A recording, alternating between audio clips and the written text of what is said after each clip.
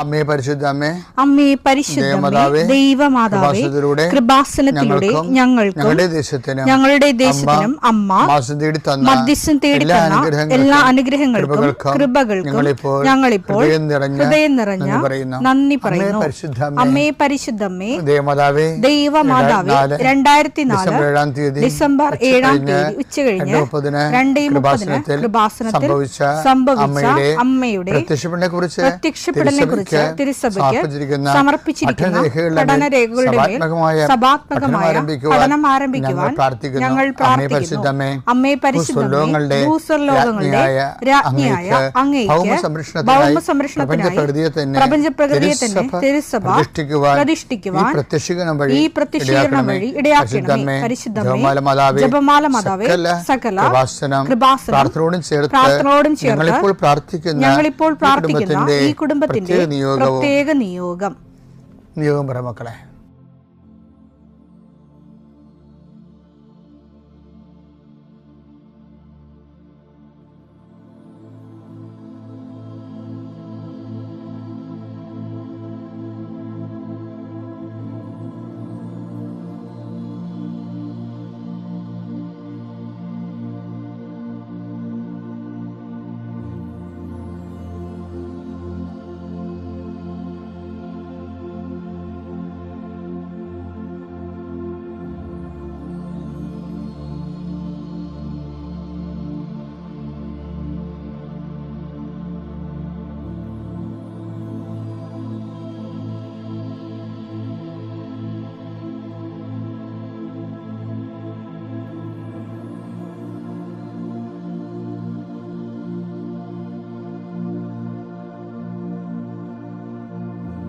അമ്മയുടെ പ്രത്യക്ഷീകരണത്തിന്റെ ഈ അനുഗ്രഹവേളയിൽ ഞങ്ങൾക്ക് സാധിച്ചു തരുവാൻ കനിയണമേ. ആമേൻ. വിശ്വാസ പ്രമാണം.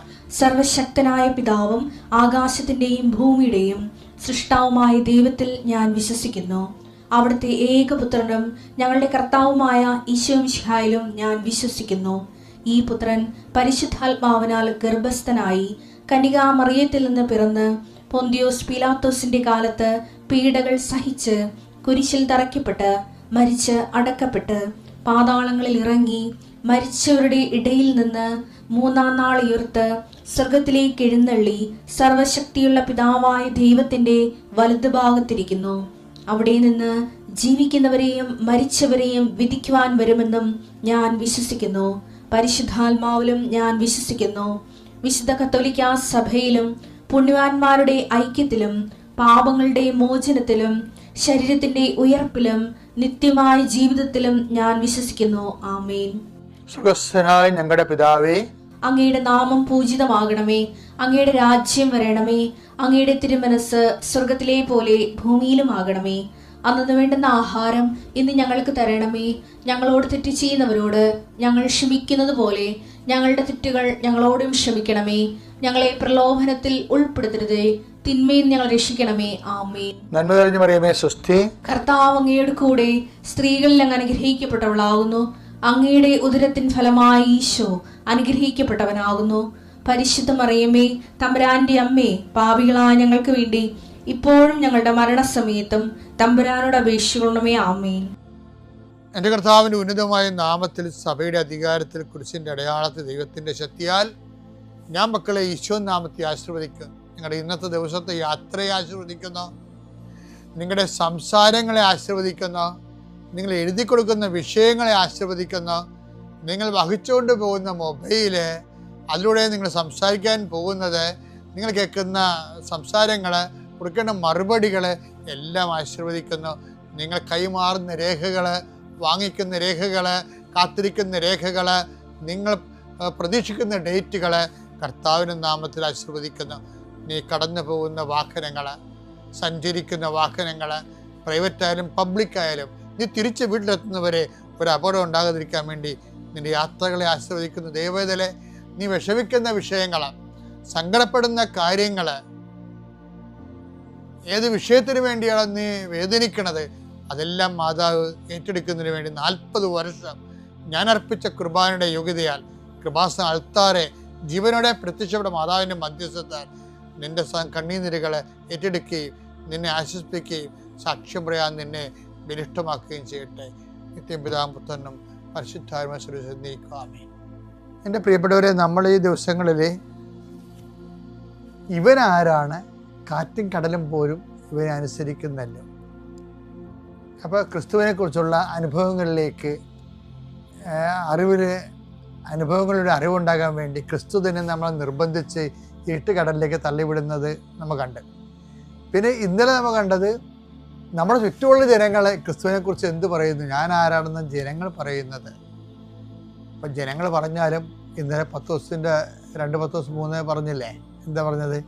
ക്രിസ്തുവിനെ കുറിച്ചുള്ള അറിവിൽ നീ മരണം വരെ വളരണമെന്ന്. ജനങ്ങളങ്ങനെ പലതും പറയും, പക്ഷെ നിനക്ക് കൃത്യമായ അറിവിൽ ബോധ്യവും ഉണ്ടാകണം.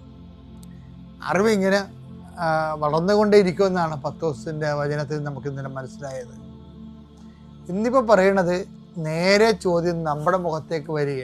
എന്താ പറയണത്? 16:15 അവൻ അവരോട് ചോദിച്ചു, എന്നാൽ ഞാൻ ആരെന്നാണ് നിങ്ങൾ പറയുന്നത്?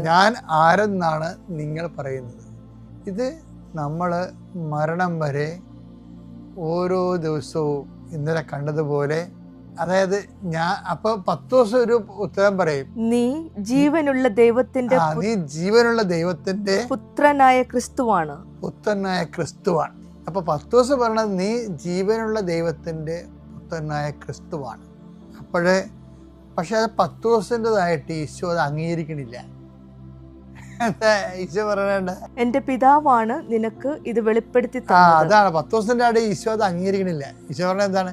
ഇപ്പൊ നീ ജീവനുള്ള ദൈവത്തിന്റെ പുത്രനായ ക്രിസ്തുവാണെന്നൊക്കെ പറയുമ്പോഴും 10 ദിവസം പറയും അത് വെളിപാടാണ്, എനിക്ക് നീയാണ് ഈ അപ്പോസ്തലന്മാരുടെ കൂട്ടത്തിൽ അധികാര സ്ഥാനം തരേണ്ട ആളെന്ന് എനിക്ക് മനസ്സിലായി.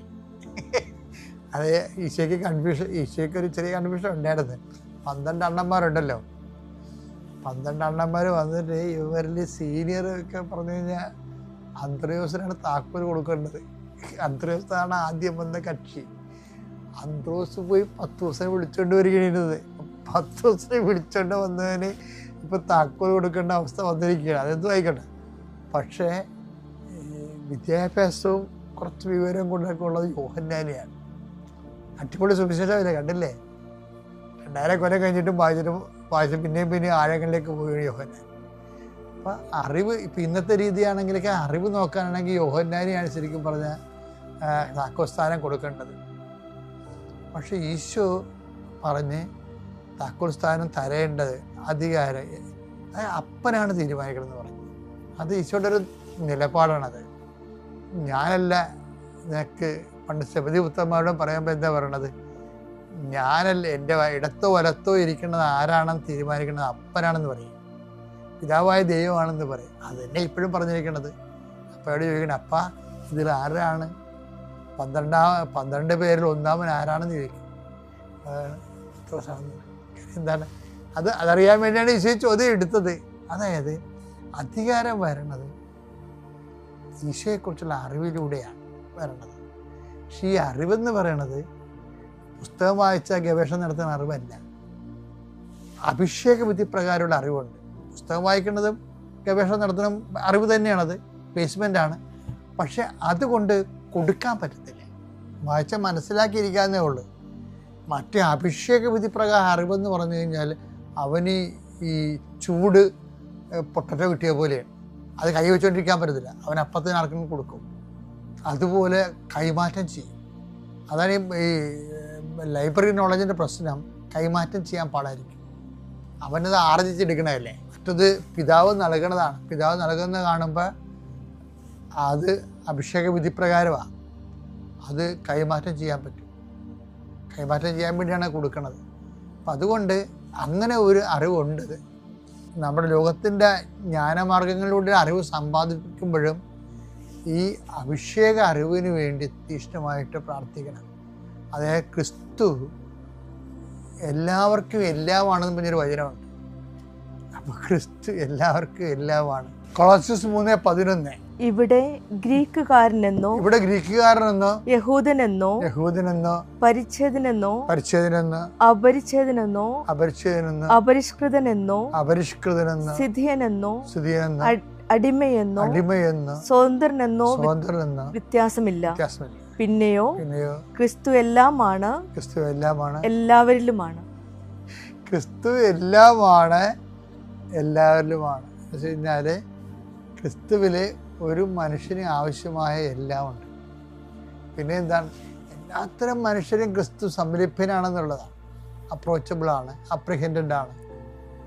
അപ്പം ക്രിസ്തുവിനെ കുറിച്ചുള്ള ഈ പ്രാതിഭാസിക ജ്ഞാനമില്ലേ, അതിൻ്റെ ആ പ്രക്രിയകളോട് തന്നെ ഇങ്ങനെ ഗ്രോത്ത് ചെയ്തുകൊണ്ടേയിരിക്കും. അപ്പോൾ ഓരോരുത്തർക്കും ഉള്ള അവരുടെ കപ്പാസിറ്റി അനുസരിച്ചാണ്, കഴിവനുസരിച്ചാണ്. അവിടെ നിന്ന് ഓരോരുത്തർക്കും തൻ്റെ കഴിവനുസരിച്ചെന്നല്ലേ കർത്താവ് പറയണത്. മത്തായി 25:15 എടുത്തേ.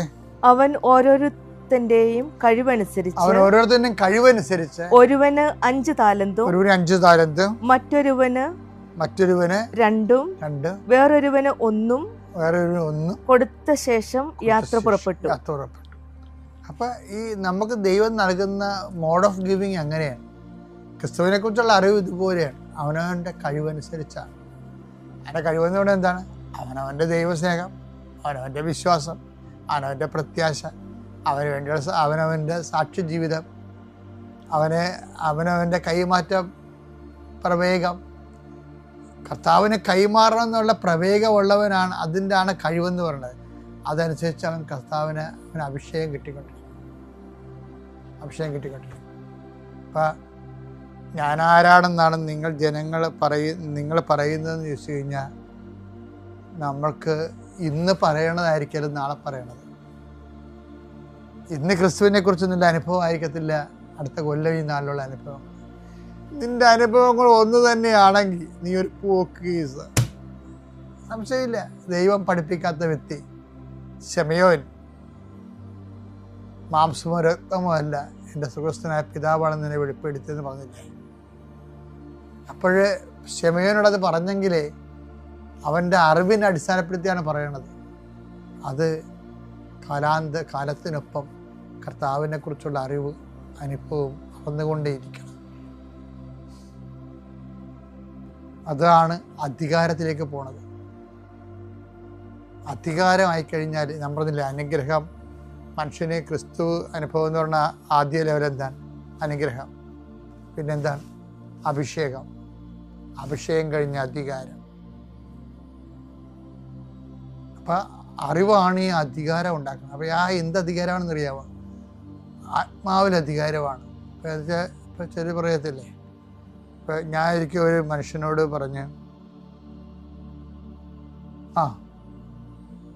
അയാൾ അറബി ഡിസ്മിസ് ചെയ്ത് അയാളുടെ ഓഫീസിൽ നിന്ന് വിസയും കട്ടാക്കി കളഞ്ഞു. അപ്പോൾ ഞാൻ അമ്മയുടെ അടുത്ത് നിൽക്കിയിരുന്നു. ഇയാളെ വന്ന് ഈ സങ്കടം പറയുമ്പോൾ ഞാൻ അമ്മയുടെ രൂപത്തെ ഇങ്ങനെ തൊട്ടും പറഞ്ഞ്, ഞാനിവനെ കയറ്റി വിടുകയാണെന്ന്. കാര്യം എന്താണ്? ഇവന് ജീവിക്കാൻ മാർഗമില്ല. ഇവൻ്റെ വിസ എക്സ്പയർ അല്ല, അത് കട്ട് ചെയ്തിരിക്കണതാണ്. അവൻ 19,000 രൂപയെ മറ്റേ മുടക്കി, കാശില്ലാത്ത കാശ് മുടക്കി അവൻ പോയി. അവന് ജോർദാനിൽ ജോലി കിട്ടി. ഈ കമ്പനിയിൽ നിന്ന് വേറൊരു കമ്പനി അവിടെ അറബിയിൽ ജോലി ചെയ്തതിന് ശേഷം വേറെ ഒരു ഫാക്ടറി ജോലി ചെയ്തു. എന്നിട്ട് അവിടെ നിന്നിട്ട് വിസ ഒപ്പിച്ചു. അപ്പോൾ വെച്ചാൽ അത് ഏത് സമയത്തും പിടിക്കപ്പെടാം. പക്ഷേ ആ ഒരു മനുഷ്യന് വേണ്ടി ആ സമയത്ത് അധികാരത്തോടെ പറയാൻ കഴിയണത് നമ്മൾ കുറേ നാളിങ്ങനെ ദൈവത്തെ ജീവിച്ചു വരുമ്പോൾ കഴിഞ്ഞ ദിവസങ്ങളിൽ ചേർത്തല ഞാനത് പറഞ്ഞിട്ടുണ്ടെന്നാണ്. ഒരു അബോർഷൻ ചെയ്യാൻ വേണ്ടി ഒരു മോള് നിൽക്കണത് കഥ ഞാൻ പറഞ്ഞില്ലേ, ദിവസങ്ങൾ ധ്യാനത്തിൽ പറഞ്ഞിട്ടുണ്ട്. അപ്പോൾ ഒരു പ്രേക്ഷിതയാണ് പറഞ്ഞത്, എന്ത് പറ്റും മോളെ ഇവിടെ നിൽക്കാൻ കാര്യം? അപ്പോൾ അവൾ പമ്മി, അവൾ അബോർഷന് വേണ്ടി ഒന്ന് നിൽക്കുകയാണ്. അപ്പോൾ കാര്യം മനസ്സിലായപ്പോൾ പ്രേക്ഷിത പറഞ്ഞ്, കാര്യം 2 വീട്ടിലും, ഭർത്താവിൻ്റെ വീട്ടിലും അവളുടെ വീട്ടിലും വേറെ, അവളുടെ വീട്ടിൽ പ്രസവം 2ാമത്തെ കുഞ്ഞിനാണ് ഇതിപ്പോൾ ഗർഭം ധരിച്ചിരിക്കുന്നത്. ആദ്യ കുഞ്ഞിനെ കഴിഞ്ഞിട്ട് എൻ്റെ കടങ്ങൾ കഴിഞ്ഞിട്ടില്ല. വീണ്ടും അമ്മ മാത്രമേ ഉള്ളൂ അവിടെ. അമ്മ വേല എടുത്തിട്ട് പിന്നെ രണ്ടാമതൊക്കെ അമ്മക്ക് ഭയങ്കര അമ്മ അത് വിഷമം പറഞ്ഞു. അവളുടെ ഭർത്താവിൻ്റെ വീട്ടിൽ പെങ്ങ പ്രസവിക്കാൻ വന്നിരിക്കണം, അവിടെയും പറ്റത്തില്ല. അപ്പം രണ്ടുപേരും വീട്ടുകാർ കൈ ഒഴിഞ്ഞ കാരണം അവൾ അബോർഷൻ ചെയ്യാൻ വേണ്ടി വന്നിരിക്കുക. അപ്പോഴൊരു പ്രേക്ഷത കണ്ടുപിടിക്കണം അവളുടെ പരിഗണന കണ്ടപ്പോൾ നീ എന്തിനാ വന്നെന്ന് ചോദിച്ചു. ഒരു പരിചയമില്ല, വിലകാരെ ചോദിച്ചതാണ്. അതാണ് അധികാരം എന്ന് പറയണത്. പറഞ്ഞ് ഇതാണ് അവസ്ഥ, നീ എൻ്റെ കൂടെ പോര്. ആ പ്രസവത്തിൻ്റെ കാര്യം ഞാൻ ഏറ്റത്, പക്ഷെ കുഞ്ഞിനെ കൊല്ലാൻ പറ്റത്തില്ല. കാര്യം മരണം വരെ നീ അതിന് സമാനം പറയേണ്ടി വരും ദൈവത്തോട്. ഒരു കുഞ്ഞിനെ കിട്ടാൻ വേണ്ടി 46 കൊല്ലമൊക്കെ കണ്ണീരോടെ ആൾക്കാർ നടക്കണം കാണുന്നില്ലേ?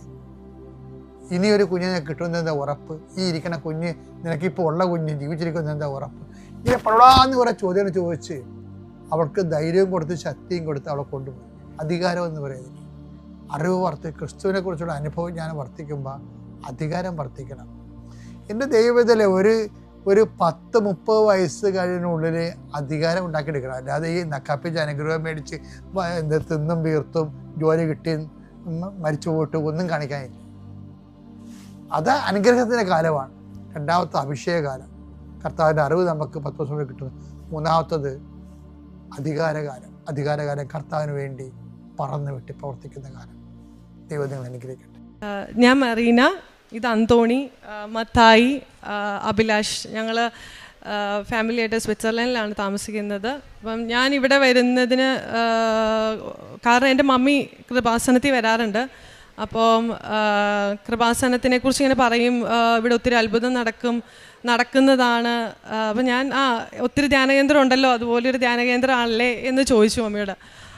പക്ഷേ നാട്ടിൽ 2024 എൻ്റെ അനിയൻ്റെ കല്യാണത്തിനാണ് നാട്ടിൽ വരുന്നത്. അപ്പോൾ ഞാൻ ഹസ്ബൻഡിനോട് അവിടെ നിന്ന് പോരുന്നതിന് മുമ്പ് പറഞ്ഞു, നമുക്കൊന്ന് കൃപാസനത്തിൽ പോവാം, എനിക്ക് കുറേ തടസ്സങ്ങളും കാര്യങ്ങളും ഉണ്ടായിരുന്നു, അപ്പം നടക്കുമെന്നൊന്ന് നോക്കാം, എല്ലാവരും പോണതല്ലേ എന്ന് വിചാരിച്ച് ഞാനിവിടെ വന്നു. അപ്പം ഞങ്ങൾ പോകുന്നതിന് 2 ദിവസം മുമ്പാണ് ഞാനിവിടെ വരുന്നത്. 6 നിയോഗങ്ങൾ എഴുതി പ്രാർത്ഥിച്ച്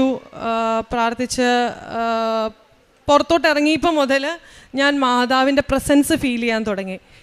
ഞാൻ ചോദിച്ച കാര്യങ്ങൾ ഓരോന്നായി നടന്ന് കിട്ടുന്ന അനുഭവങ്ങൾ അത് നിങ്ങളോട് ഞാൻ പങ്കുവെക്കുകയാണ്. ഞാൻ രജിസ്റ്റേർഡ് ഫാർമസിസ്റ്റായിട്ടാണ് നാട്ടിൽ പഠിച്ചത്. ഞാൻ ഫാർമസിയാണ്. പിന്നീട് ഞാൻ UK ഫാർമക്കോളജി പഠിച്ചു. അപ്പോൾ ഞാൻ സ്വിറ്റ്സർലൻഡിൽ ചെല്ലുമ്പോൾ എൻ്റെ വിചാരം ചെല്ലുമ്പോൾ തന്നെ ജോലി കിട്ടും, എന്ത് പാട്, ജോലിക്കൊന്നും ഒരു പാടില്ലല്ലോ, അത്രയും പഠിച്ചതല്ലേ. 6 വർഷം ഞാൻ നോക്കിയിരുന്നു. ഒരു ആഴ്ച ഒരു 20 ആപ്ലിക്കേഷനൊക്കെ വെച്ച് അയക്കും, കിട്ടത്തില്ല. അപ്പോൾ ഇവിടെ വരുമ്പം അവിടെ നമുക്ക് സെയിം സർട്ടിഫിക്കറ്റ് ഇവിടുത്തെ ഇതാവാൻ വേണ്ടി ഹാഗർ അപ്പോസ്റ്റൽ അറ്റസ്റ്റേഷൻ എന്ന് പറഞ്ഞൊരു സാധനം ചെയ്യണം.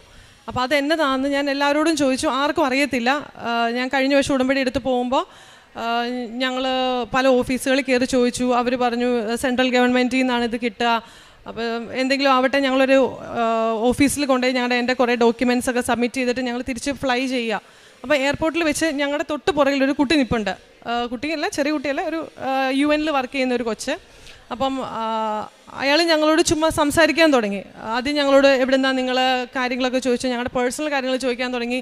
അപ്പം കുറച്ച് കഴിയുമ്പോൾ കൂടുതൽ പ്രൈവസി എടുക്കാൻ തുടങ്ങി. ഞങ്ങളുടെ കയറി ഒത്തിരി കാര്യങ്ങൾ സംസാരിക്കും. അപ്പം ഞാൻ പറഞ്ഞു, ഇതെന്താ നമ്മളുടെ പെർമിഷൻ ഇല്ലാതെ നമ്മളോട് ഇത്രയും സംസാരിക്കുന്നത്, അതിൻ്റെ ആവശ്യമില്ലല്ലോ. അപ്പം നമ്മൾ ഈ കൊച്ചിൻ്റെ അടുത്ത് മാറി പോവുക. ഈ കൊച്ച് ഞങ്ങളുടെ പുറകെ വരിക. അപ്പം ഞങ്ങൾ ഭക്ഷണം കഴിച്ചു കഴിഞ്ഞിട്ട് ഈ കൊച്ച് ഞങ്ങളുടെ പുറകെ വന്നിട്ട് ഈ കൊച്ച് ഞങ്ങളോട് പറഞ്ഞു, അവൻ്റെ ഒരു പേപ്പർ വർക്ക് ഹാഗർ അപ്പോസ്റ്റൽ ചെയ്തു, ആ വണ്ടി ചെന്നൈയിലോ എവിടെയെങ്ങാണ്ട് പിടിച്ചിട്ടേക്കുവാണ്. അപ്പം ഞാനും ഹസ്ബൻഡ് ഇതിനെ എന്ത് ചെയ്യും, ഇത് എവിടെ ചോദിക്കും, ഞാൻ കൊടുത്ത പേപ്പർ വർക്കുകൾ ശരിയാവുമോ, മാസങ്ങളെടുക്കും, നമുക്കൊരു ജോലിയുടെ ആവശ്യമല്ലേ, ശരിയാവില്ലല്ലോ എന്ന് പറയുമ്പോൾ ഈ കൊച്ച് ഞാൻ ചോദിക്കാതെ ഞാൻ പറയാതെ, എൻ്റെ ഒരു കാര്യം അറിയത്തില്ല, പക്ഷേ ഈ കൊച്ച് എന്നോട് ഹാഗർ അപ്പോസ്റ്റൽ ഇന്ന സ്ഥലത്താണ് ഞാൻ ചെയ്തത്, ഇന്ന ഏജൻസി കൊടുത്തു, ഇത്ര സമയം എടുക്കുള്ളൂ ചേച്ചി എന്നൊക്കെ പറഞ്ഞ് തന്നു. അപ്പോൾ ആ കൊച്ച് പറഞ്ഞതുപോലെ തന്നെ ഞാൻ എൻ്റെ പേപ്പേഴ്സ് അതിനുശേഷം എനിക്ക് ആ കൊച്ചുമായിട്ട് കോൺടാക്ട് ചെയ്യില്ല. ഇപ്പോൾ എൻ്റെ മനസ്സിലും ഞാൻ ആഗ്രഹിച്ചതും ചിന്തിച്ചതും കാര്യങ്ങൾ ഇങ്ങനെ ഒരാൾ നമ്മുടെ കൂടെ വന്ന് നമ്മുടെ ടെൻഷൻ അനുസരിച്ച് സമയത്ത് പറഞ്ഞു തന്നു. അതാണ് എനിക്ക് ആദ്യമായിട്ട് എൻ്റെ ഒരു വലിയൊരു സാക്ഷി എനിക്ക് മാതാവിൻ്റെ നിങ്ങളോട് ഷെയർ ചെയ്യാനുള്ളത്. രണ്ടാമതായിട്ട് എനിക്ക് ഷെയർ ചെയ്യാനുള്ളത് എൻ്റെ മോനെക്കുറിച്ചാണ്. ഇവൻ മത്തായിക്ക് 3.5 വയസ്സായി. അവൻ മമ്മി പപ്പി എല്ലാം പറയും, പക്ഷേ അവൻ്റെ ഒത്തിരി വർത്തമാനമൊന്നുമില്ല. അപ്പോൾ ഞങ്ങൾക്ക് ഭയങ്കര ബുദ്ധിമുട്ട് എന്നാന്ന് വെച്ച് കഴിഞ്ഞാൽ ഈവൻ ഒരു തവണ ഞങ്ങൾ പുറത്ത് പോയി തിരിച്ചു വന്നിട്ട് കൊച്ചു വണ്ടിയിലിരുന്ന് ഇങ്ങനെ ഒരു വാക്ക് പറഞ്ഞ് കരയോ. അപ്പം ഞങ്ങൾ വെച്ച് വഴക്കുണ്ടാക്കി കൊച്ചിനോട്, നിനക്ക് എന്നാ വേണ്ടേ, ഞങ്ങൾക്കറിയാം. ഞങ്ങളെല്ലാം എടുത്തു കൊടുത്തു, എല്ലാ സാധനങ്ങളും ഞങ്ങൾ എടുത്തു കൊടുത്തു. വീട് തുറന്ന് ഞങ്ങൾ അകത്ത് കയറിയപ്പോൾ കൊച്ചു ഓടി ചെന്ന് ഒരു കുപ്പി വെള്ളം എടുത്ത് കുടിച്ചു. അവൻ വെള്ളം എന്നാണ് പറഞ്ഞുകൊണ്ടിരുന്നത്, വാസർന്ന് അവിടെ പറയാം. അപ്പോൾ വെള്ളം, എൻ്റെ മോന് വെള്ളം ചോദിച്ചപ്പോൾ എനിക്ക് എൻ്റെ മോന് വെള്ളം കൊടുക്കാൻ പറ്റിയില്ല. എനിക്ക് അത് ഭയങ്കര വിഷമമായി. അപ്പം ഞാൻ മാതാവിനോട് ചോദിച്ചത്, എൻ്റെ മോൻ ഭക്ഷണം ചോദിക്കുന്നതൊക്കെ എനിക്കൊന്ന് മനസ്സിലാവണം, കാരണം അവൻ ദാഹിച്ചിരിക്കരുത്, എനിക്ക് അവന് വെള്ളം കൊടുക്കാനെങ്കിലും പറ്റണേ മാതാവേ എന്നാണ് ഞാൻ പറഞ്ഞത്. ഇവിടുന്ന് ഇറങ്ങി ഞങ്ങളുടെ കൂടെ ഇവിടുന്ന് അന്ന് ഞാൻ 2024 ഉടമ്പടി എടുത്ത് പുറത്തിറങ്ങുമ്പോൾ ഞങ്ങളൊരു ഹോട്ടലിൽ പോയി ചായ കുടിക്കുക. ചായ കുടിച്ച് ഒരു കേക്ക് കഷ്ണം ഇവൻ തിന്നു. അതിനുശേഷം ഇവൻ വായ അടച്ചിട്ടില്ല. വർത്താനം പറയാൻ തുടങ്ങിയ പിന്നെ പുള്ളി നിർത്തില്ലാത്ത പോലെ എൻ്റെ മോനിപ്പോൾ വർത്താനം പറയും. അതാണ് രണ്ടാമത്തെ എൻ്റെ സാക്ഷ്യം. മൂന്നാമത് ഞങ്ങൾ ഇവിടുന്ന് ഉടമ്പടിയുടെ തൈലവും ഇതെല്ലാം കൊണ്ടുപോകില്ല. അപ്പം എല്ലാ ദിവസവും രാവിലെ സ്കൂളിൽ പോകുമ്പോഴും ഞങ്ങൾ ജോലിക്ക് പോകുമ്പോഴും ഈ ഉടമ്പടി തൈലം പുരട്ടി പ്രാർത്ഥിച്ചിട്ടാണ് ഞങ്ങൾ ഇറങ്ങാതെ. ഒത്തിരി പ്രാർത്ഥിക്കില്ല, പക്ഷേ ഈ ഉടമ്പടി തൈലം ചെയ്യുമ്പോൾ നെറ്റിയിൽ കുരിശ് വരയ്ക്കുമ്പോൾ അന്ന് ഞങ്ങൾ സേഫാണ്, പ്രൊട്ടക്റ്റഡ് ആണ്, ഞങ്ങൾക്ക് ഒരു ആപത്തും വരില്ല എന്നൊരു വിശ്വാസം എനിക്കുണ്ട്. ഒത്തിരി പ്രാർത്ഥനകൾ ചെയ്യാൻ പറ്റാറില്ല, പക്ഷേ ഇത് ചെയ്യും. അപ്പം ഞങ്ങൾ ഒരു ദിവസം കുറച്ച് നാളായി സന്ധ്യാപ്രാർത്ഥന ചെയ്യാൻ സമയം കിട്ടിയില്ല. അപ്പോൾ ഹസ്ബൻഡ് പറഞ്ഞു, ഇന്ന് എന്തായാലും നമുക്ക് കുരിശ് വരയ്ക്കാം എല്ലാവർക്കും കൂടി ഇരുന്നെന്ന് പറഞ്ഞ് കുരിശ് വരച്ചു. ഇവിടെ പോരുന്നതിന് മുമ്പ് അപ്പോൾ കുരിശ് വരച്ചുകൊണ്ടിരുന്ന് കഴിഞ്ഞപ്പോൾ ഞാൻ മനസ്സിലോർത്തു, ഈ തവണ കൃപാസനത്തിൽ പോകണം, ഉടമ്പടി തൈലം കിട്ടണം. ഉടമ്പടി തൈലം കിട്ടുമ്പോൾ കിട്ടിയില്ലെങ്കിൽ ഞാൻ എങ്ങനെ ഒരു വർഷം എനിക്ക് ഇനി പോകണമല്ലോ, അടുത്ത വർഷമല്ലേ ഞാൻ വരുള്ളൂ. അങ്ങനെ പറഞ്ഞ് ഞാൻ ഉടമ്പടി തൈലം ഇരുന്ന രൂപത്തിൻ്റെ അങ്ങോട്ട് നോക്കുമ്പോൾ ഉടമ്പടി തൈലത്തിൻ്റെ കുപ്പിയുടെ തൈലം മുകളിൽ വരെ എത്തി നിന്ന്. ഒരു ഫെബ്രുവരിയിൽ നമ്മൾ എടുത്ത അല്പം ഫെബ്രുവരി ആകുമ്പോൾ തീരും, കാരണം ഞങ്ങൾ 4 പേരും ഒരു രോഗം വരുമ്പോഴോ ഒരു ബുദ്ധിമുട്ട് വരുമ്പോഴോ എപ്പോഴും നമ്മൾ ഉടമ്പടി തൈലം തൊട്ടാണ് പ്രാർത്ഥിക്കുന്നത്. അത് നിറഞ്ഞു. അപ്പം ഞാൻ ഹസ്ബൻഡിനോട് ചോദിച്ചു, നിങ്ങളാരെങ്കിലും എടുത്ത് നിറച്ചതാണോ? പിള്ളേരെന്തായാലും എത്തില്ല, അവർക്ക് നല്ല പൊക്കത്തിലാണ്.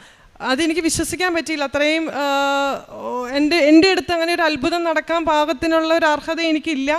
പക്ഷെ എന്തെങ്കിലും അവിടെയും ഞാൻ മാതാവിൻ്റെ പ്രസൻസ് ഫീൽ ചെയ്തു. പ്രൊട്ടക്റ്റഡ് ആണ് നിങ്ങൾ, നിങ്ങളുടെ കൂടെ ഞാനുണ്ട്. മാതാവ് എന്ന ഒരു വ്യക്തി നമ്മൾ കാണുന്നില്ലെങ്കിലും എന്താ പറയുക, പ്രസൻസ് നമുക്ക് ഓരോ നിമിഷവും നമ്മുടെ കൂടെ നടന്ന് ഞങ്ങളെ പ്രൊട്ടക്റ്റ് ചെയ്ത് കൊണ്ടു നടക്കുന്നത്. നാലാമത് ഞാൻ അവിടെ ചെന്ന് എനിക്ക് ജോലി ഇല്ലയെന്ന് ഞാൻ പറഞ്ഞില്ല. അപ്പം ജോലിക്ക് ഞാൻ വർഷങ്ങളായിട്ട് അപ്ലൈ ചെയ്യുന്നു. എന്താണ് കുഴപ്പം, ജോലി കിട്ടേണ്ടതല്ല. 20 ആപ്ലിക്കേഷനൊക്കെ ഞാൻ മാസം ആഴ്ചയിൽ 20 ആപ്ലിക്കേഷൻ വെച്ച് അയക്കണം. എന്തായാലും ഇവിടെ വന്ന് ഉടമ്പടി എടുത്തതിന് ശേഷം ഞാൻ അവിടെ ചെന്ന് ഞാനൊരു ജോലിക്ക് അപ്ലൈ ചെയ്തു. 2 മാസത്തിനുള്ളിൽ എനിക്ക് അവിടെ ഓഫർ ലെറ്റർ കിട്ടി. ഞാൻ ഇപ്പോഴും അവിടെ ജോലി ചെയ്തുകൊണ്ടിരിക്കുന്നു. അതാണ് 4ാമത്തെ സാക്ഷ്യം. 5ാമത് ഞങ്ങൾ ഈ ഉടമ്പടി എടുക്കുമ്പം എനിക്കെന്ന് പറഞ്ഞാൽ ഉടമ്പടി 2024 എടുത്ത് പോയതിന് ശേഷം എപ്പോഴും എനിക്ക് ഉടമ്പടി പുതുക്കുക എന്ന് പറഞ്ഞാൽ ഞാൻ ആഗ്രഹിച്ച് പുതുക്കുന്നതാണോ എന്ന് ചോദിച്ചാൽ എനിക്കറിയില്ല. അതൊരു ഫോഴ്സ്, ഒരു അദൃശ്യമായൊരു ശക്തി നമ്മളിങ്ങനെ കൊണ്ടു നടക്കും. അപ്പം നമുക്കൊരു ബുദ്ധിമുട്ട് വരുവാണ്, ഉടനെ എനിക്കൊരു ബുദ്ധിമുട്ട് എത്തും. എനിക്ക് ആ സമയത്ത് ഞാൻ ഉടമ്പടി എടുത്തേ പറ്റൂ. ആ ഉടമ്പടിയിൽ നിൽക്കുമ്പോൾ നമുക്ക് മറ്റു കാര്യങ്ങളൊന്നും, നമ്മൾ സോഷ്യലൈസ്ഡ് ആയിട്ട് പുറത്ത് ജീവിക്കുമ്പോൾ നമ്മളിങ്ങനെ ആൾക്കാർ വൈൻ കുടിക്കും, അല്ലെങ്കിൽ പുറത്ത് പോകും, പാർട്ടി ചെയ്യും, ഇങ്ങനത്തെ കാര്യങ്ങളൊക്കെ ചെയ്യും. ഞങ്ങൾ വർഷങ്ങളായി ഇപ്പം 2024 മുതൽ ഇതുവരെ ഞങ്ങളങ്ങനെ ഒരു കാര്യങ്ങളൊന്നും ചെയ്യാറില്ല. അതങ്ങനെ ചെയ്യാൻ ഞങ്ങൾക്ക് പറ്റാറില്ല. ഞങ്ങൾ ചെയ്യാൻ പാടില്ലാത്ത പോലെ ഒരു സിറ്റുവേഷൻ ഞങ്ങൾക്ക് വന്നെത്തും. ഞങ്ങൾക്ക് അസ്വസ്ഥതകൾ വരും ഞങ്ങളുടെ വീട്ടിൽ. അപ്പം ഞങ്ങൾ അങ്ങനെ അതുപോലെ ഞങ്ങൾ ചുറ്റും കൃപാസനത്തെക്കുറിച്ച് കേൾക്കുമ്പോൾ ആൾക്കും അങ്ങനെ വലിയ വിശ്വാസം. അപ്പം ഞാൻ എങ്ങനെയാണ് എൻ്റെ പ്രേക്ഷിത പ്രവർത്തനങ്ങൾ ചെയ്യാമെന്ന് പറഞ്ഞാൽ എനിക്ക് ഭയങ്കര നാണമാണ് ഇതൊക്കെ പറയാനായിട്ട് എല്ലാവരോടും.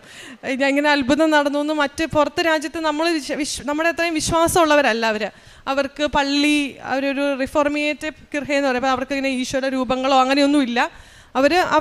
അവരുടെ കഴിവിൽ ജീവിച്ചു പോകുന്ന മനുഷ്യരെന്നുള്ള രീതി. അപ്പം ഞാൻ എൻ്റെ ഓരോ കാര്യങ്ങളും എനിക്ക് പറയണ്ട, ഞാൻ മിണ്ടനില്ല, നാണക്കേടല്ലേ, എങ്ങനെ പറയുക, ഇതൊക്കെ ഇവർ തമാശയാക്കില്ലേ എന്ന് ഓർക്കും. പക്ഷേ ഏതെങ്കിലും ഒരു മൊമെൻറ്റ് വരും ഞാൻ ഈ വിശ്വാസമില്ലാത്തവരുടെ അടുത്ത് പോയിട്ട് മാതാവിനെക്കുറിച്ച് പറയേണ്ടി വരും എനിക്ക്. അല്ലെങ്കിൽ ഞങ്ങളുടെ നാട്ടിൽ ഇങ്ങനെ ഒരു പള്ളിയുണ്ട്, ആ പള്ളിയിലൊരു മാതാവുണ്ട്, ആ മാതാവ് തന്ന ജോലിയാണ്, ആ മാതാവ് ജയിപ്പിച്ച പരീക്ഷയാണ് എന്ന് ഞാൻ എപ്പോഴും പറയേണ്ട പോലെ അതാണ് ഞാൻ ചെയ്യുന്ന പ്രേക്ഷിത പ്രവർത്തനം. വിശ്വാസമില്ലാത്ത അവിടുത്തുകാരുടെ അടുത്ത് എനിക്ക് ഉണ്ടായ അത്ഭുതങ്ങളെക്കുറിച്ച് പറയുക, അതാണ് ഞാൻ ചെയ്യാറുള്ളത്. അതുപോലെ വേറൊരു സാക്ഷ്യം എന്ന് പറഞ്ഞാൽ ഞാൻ ഇവിടെ വരുമ്പം ഇതുപോലെ ഞാനൊരു പരീക്ഷ എഴുതിയിട്ടുണ്ടായിരുന്നു ജർമ്മൻ. നമ്മൾ പല കോഴ്സിന് പോയി പരീക്ഷ പഠിച്ചു, അവരെഴുതേണ്ടേക്കാൾ ഒരു ഫോമാറ്റ് ഉണ്ട്, അതെല്ലാം കാണാതെ അതേപടി എഴുതും, പക്ഷെ പരീക്ഷയ്ക്ക് ജയിക്കത്തില്ല. അങ്ങനെ ജയിക്കാതെ വന്നപ്പോൾ ഞാൻ ഹസ്ബൻഡിനോട് പറഞ്ഞു എനിക്ക് കഴിവില്ല, ഇനി ഞാൻ പരീക്ഷ എഴുതുന്നില്ല. അപ്പോൾ 2024 ഇവിടെ വരുമ്പോൾ പരീക്ഷയുടെ റിസൾട്ട് വന്നു. അനിയൻ്റെ കല്യാണത്തിൻ്റെ സമയത്ത് ഫെയിലായി വീണ്ടും. അപ്പം ഞാൻ ഇവിടെ വരുമ്പം പ്രാർത്ഥിച്ചു, ചുമ്മാ ഒന്ന് നിയോഗം എഴുതിയിട്ടേക്കാം, പരീക്ഷയ്ക്ക് പാസ്സാവണം, തോറ്റ പരീക്ഷ എന്നാലും ഞാൻ എഴുതിയിട്ടു പരീക്ഷയ്ക്ക് പാസ്സാവണം. ഇവിടെ വന്നു, ഞാൻ പോകുമ്പോൾ എനിക്കൊരു ഇമെയിൽ വന്നു. ഞാൻ അവിടെ ഞങ്ങൾ അന്ന് എഴുതിയൊരു സെൻറ്ററുണ്ട്, ആ സെൻറ്ററിൽ എഴുതിയ എല്ലാ കുട്ടികളുടെയും റിസൾട്ട്സ് അവർ തിരിച്ചയക്കുവാണ്. കാരണം അവിടെ എഴുതി എല്ലാവർക്കും മാർക്ക് കുറവാണ്, അതുകൊണ്ട് അവർ തന്നെ ഇനീഷ്യേറ്റീവ് എടുത്ത് പേപ്പേഴ്സ് എല്ലാം സെൻഡ് ചെയ്യുവാണെന്ന് പറഞ്ഞു. അങ്ങനെ അവർ പേപ്പേഴ്സ് സെൻഡ് ചെയ്ത് ഞാൻ തിരിച്ച് ഷ്വൈറ്റ്സിലെത്തുമ്പോൾ എൻ്റെ റിസൾട്ട് ഞാൻ പാസ്സായിന്ന് എനിക്ക് റിസൾട്ട് കിട്ടി. ഒരിക്കലും നമ്മൾ തന്നെ പൈസ മുടക്കി പരീക്ഷ എഴുതി പരീക്ഷ നമ്മൾ തന്നെയാണ് റിവാലുവേഷനൊക്കെ സാധാരണ കൊടുത്താലും കിട്ടത്തില്ലല്ലോ. ഇതും ഞാനൊന്നും ചെയ്തില്ല. ഞാൻ ഇവിടെ വന്ന് നിയോഗ പേപ്പറിൽ എൻ്റെ ഒരു 6 നിയോഗങ്ങൾ എൻ്റെ ഒരു നിയോഗമായിരുന്നു. അതും എനിക്ക് മാതാവ് സാധിച്ചു തന്നു. അതുപോലെ ഞങ്ങളിപ്പോൾ ഒരു അപ്പാർട്ട്മെൻറ്റ്, നമ്മൾ റെൻറ്റിന് ഒരു അപ്പാർട്ട്മെൻറ്റിലോട്ട് മൂവ് ചെയ്യണം. ഞങ്ങൾ താമസിക്കുന്ന സ്ഥലത്തോട്ട് വേറൊരു സ്ഥലത്തോട്ട്. അപ്പോൾ അവിടെ നമ്മൾ ഫോറിനേഴ്സ് ആയതുകൊണ്ട് കുറച്ച് പാടാണ് അപ്പാർട്ട്മെൻറ്റ്സൊക്കെ കിട്ടാൻ. ഈ സമയത്ത് ഞാൻ ട്രെയിനിൽ ജോലിക്ക് പോകും. അപ്പം ഞാൻ വീട് കിട്ടിയാൽ നല്ലതായിരുന്നല്ലോ. അപ്പം ഞാൻ വേഗം ഉടമ്പടി തീർന്നു, ഒരു ഉടമ്പടി അങ്ങ് എടുക്കാം, ഓൺലൈനിൽ ഒരു ഉടമ്പടി അങ്ങ് എടുത്തേക്കാം. അപ്പം ഞാൻ ഹസ്ബൻഡ് ജോലിയിലാണ് വിളിച്ചിട്ട് പറഞ്ഞു ഞാനൊരു ഉടമ്പടി എടുക്കുകയാണ്, ഞാനൊരു വീട് അയച്ചു തരുന്നുണ്ട്, അതിൽ നിങ്ങൾ അപ്ലൈ ചെയ്യാൻ പറഞ്ഞു.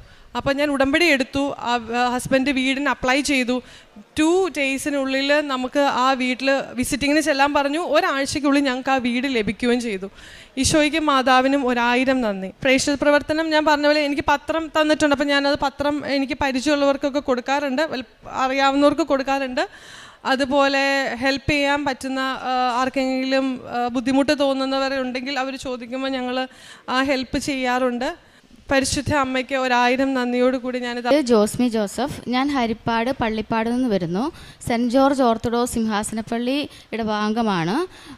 ഈ പരിശുദ്ധ അമ്മ പ്രത്യക്ഷപ്പെട്ട ഈ അൾത്താരയിൽ വന്നു നിന്ന് ദൈവത്തിനെ മഹത്വപ്പെടുത്താനും സാക്ഷ്യം വഹിക്കാനും സാധിച്ചതിന് പിതാവിനും പുത്രനും പരിശുദ്ധാത്മാവിനും സ്തുതി പറയുന്നു. ഞാനൊരു നേഴ്സാണ്. ആദ്യം തന്നെ എനിക്ക് മാപ്പാണ് ചോദിക്കാനുള്ളത് പരിശുദ്ധ അമ്മയോട്. കാരണം ഞാൻ 2019 ഡിസംബറിൽ ഇവിടെ ചേച്ചിയുടെ കൂടെ വന്ന് ഉടമ്പടി എടുത്തതാണ്. ആദ്യമായാണ് അന്ന് വരുന്നത്. അന്ന് ഉടമ്പടി എടുത്ത് നിയോഗങ്ങളും എഴുതി വെച്ച് പോയി. പിന്നെ ഞാൻ ആ ഉടമ്പടി കളഞ്ഞു.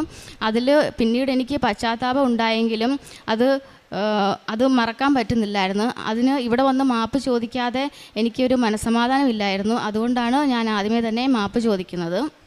ഞാനൊരു നേഴ്സാണെന്ന് പറഞ്ഞല്ലോ. ഫെബ്രുവരി 2024 ഞാൻ എൻ്റെ കുവൈറ്റിലെ നേഴ്സിംഗ് ജോലി റിസൈൻ ചെയ്ത് ന്യൂസിലൻഡ് പ്രോസസ്സിങ്ങിന് വേണ്ടി അവിടുത്തെ CAP course competent assessment programme attend ചെയ്യാൻ വേണ്ടി ന്യൂസിലൻഡിന് പോയി. ജൂലൈയിൽ അത് അറ്റൻഡ് ചെയ്തു. അവിടുത്തെ രജിസ്ട്രേഷനായി ഓസ്ട്രേലിയൻ രജിസ്ട്രേഷനും എടുത്തു. അവിടുത്തെ ഗവൺമെൻറ് എല്ലാം സ്റ്റോപ്പ് ചെയ്ത് വെച്ചിരിക്കുന്നത് കാരണം നമുക്ക് ജോലിയൊന്നും കിട്ടിയില്ല. ജൂലൈ മുതൽ ഡിസംബർ വരെ ഞാൻ 2 മെയിലുകളിലായി ദിവസം തോറും 100 കണക്കിന് ആപ്ലിക്കേഷൻസ് ഇട്ടു. എനിക്ക് ഒരു ആപ്ലിക്കേഷൻ പോലും ഇൻ്റർവ്യൂ പോലും കിട്ടിയില്ല. ഇതിനിടയ്ക്ക് 2 ഇൻ്റർവ്യൂ കിട്ടി. അവിടെ എനിക്ക് ഇത്രയും ലക്ഷങ്ങൾ മുടക്കി അവിടെ പോയി കോഴ്സ് ചെയ്തത് കാരണം, ഉള്ള ജോലിയും കളഞ്ഞു പോയത് കാരണം എനിക്ക് ഒരു ജോലി ഇല്ലാതെ നാട്ടിൽ വരിക എന്നുള്ളത് ഭയങ്കര വിഷമമായിരുന്നു. ആൾക്കാരുടെ മുഖത്ത് നോക്കാനും ഒന്നും പറ്റത്തില്ലായിരുന്നു. അതുകൊണ്ട് അവിടെ എൻ്റെ ഫ്രണ്ട്സും റിലേറ്റീവ്സുമായിട്ട് ഒത്തിരി പേരുണ്ടായിരുന്നു. അപ്പോൾ അതൊക്കെ എനിക്ക് ഒരു മെരിറ്റായിരുന്നു. ഞാൻ എൻ്റെ മെരിറ്റായിട്ടാണ് കണ്ടത്. എങ്ങനെയും എനിക്ക് ജോലി കിട്ടുമെന്ന് ഞാൻ വിചാരിച്ചു. അതുപോലെ എൻ്റെ എക്സ്പീരിയൻസ്, പിന്നെ എൻ്റെ ഒരു കഴിവ്, ഇതെല്ലാം എൻ്റെ മെരിറ്റായിട്ട് കണ്ട് ഞാൻ ഇതിൻ്റെയൊക്കെ കോൺഫിഡൻസിലാണ് അവിടെ നിന്ന് അറ്റൻഡ് ചെയ്തുകൊണ്ടിരുന്നത്. ഇതിനിടയ്ക്ക് 2 ഇൻ്റർവ്യൂസ് കിട്ടി. ഒരെണ്ണം ന്യൂസിലൻഡ്, ഒരെണ്ണം ഓസ്ട്രേലിയ. അപ്പം ഇതിൽ എൻ്റെ ഓർമ്മയിൽ 2ലും ഞാൻ ആകെ 15 ക്വസ്റ്റ്യൻസ് ഉള്ളതിൽ ഒരെണ്ണം മാത്രമേ ഞാൻ അറ്റൻഡ് ചെയ്യാതിരുന്നുള്ളൂ. ബാക്കിയൊക്കെ നന്നായിട്ട് പെർഫോം ചെയ്തു. എനിക്ക് കിട്ടുമെന്ന് ഉറപ്പായിരുന്നു. പക്ഷേ എല്ലാം വിപരീതമായി. എൻ്റെ പ്രതീക്ഷയെല്ലാം തെറ്റി. എനിക്ക് 2 എണ്ണത്തിലും ഞാൻ നല്ലതായിട്ട് പൊട്ടി. അതോടെ എൻ്റെ കോൺഫിഡൻസ് 0 ആയി, മെറിറ്റും തീർന്നു. പിന്നെ ഇതിനിടയ്ക്കൊക്കെ എനിക്ക് ഉടമ്പടി എടുക്കാനൊരു തോന്നൽ മനസ്സിലുണ്ടെങ്കിലും ഞാൻ എടുത്തില്ല. പഴയൊരു ഉടമ്പടി ഫെയിലായിപ്പോയി, എല്ലാം ഞാൻ കളഞ്ഞതിൻ്റെ ഒരു പേടിയും മടിയും എൻ്റെ മനസ്സിലുണ്ടായിരുന്നു. അപ്പോൾ പ്രയർ കൊണ്ട് മാത്രം നമുക്ക് ഈ ജോലി കിട്ടും, എല്ലാം ശരിയാവുമെന്ന് വിചാരിച്ച് ഞാൻ ഉടമ്പടി എടുക്കാതെ പോവുമായിരുന്നു. അങ്ങനെ ഈ മെറിറ്റ് പോയപ്പോഴാണ് ഞാൻ പിന്നെയും ഉടമ്പടിയിലോട്ട് ശ്രദ്ധിച്ചത്. അങ്ങനെ ഞാൻ സാക്ഷ്യം കേൾക്കാൻ തുടങ്ങി.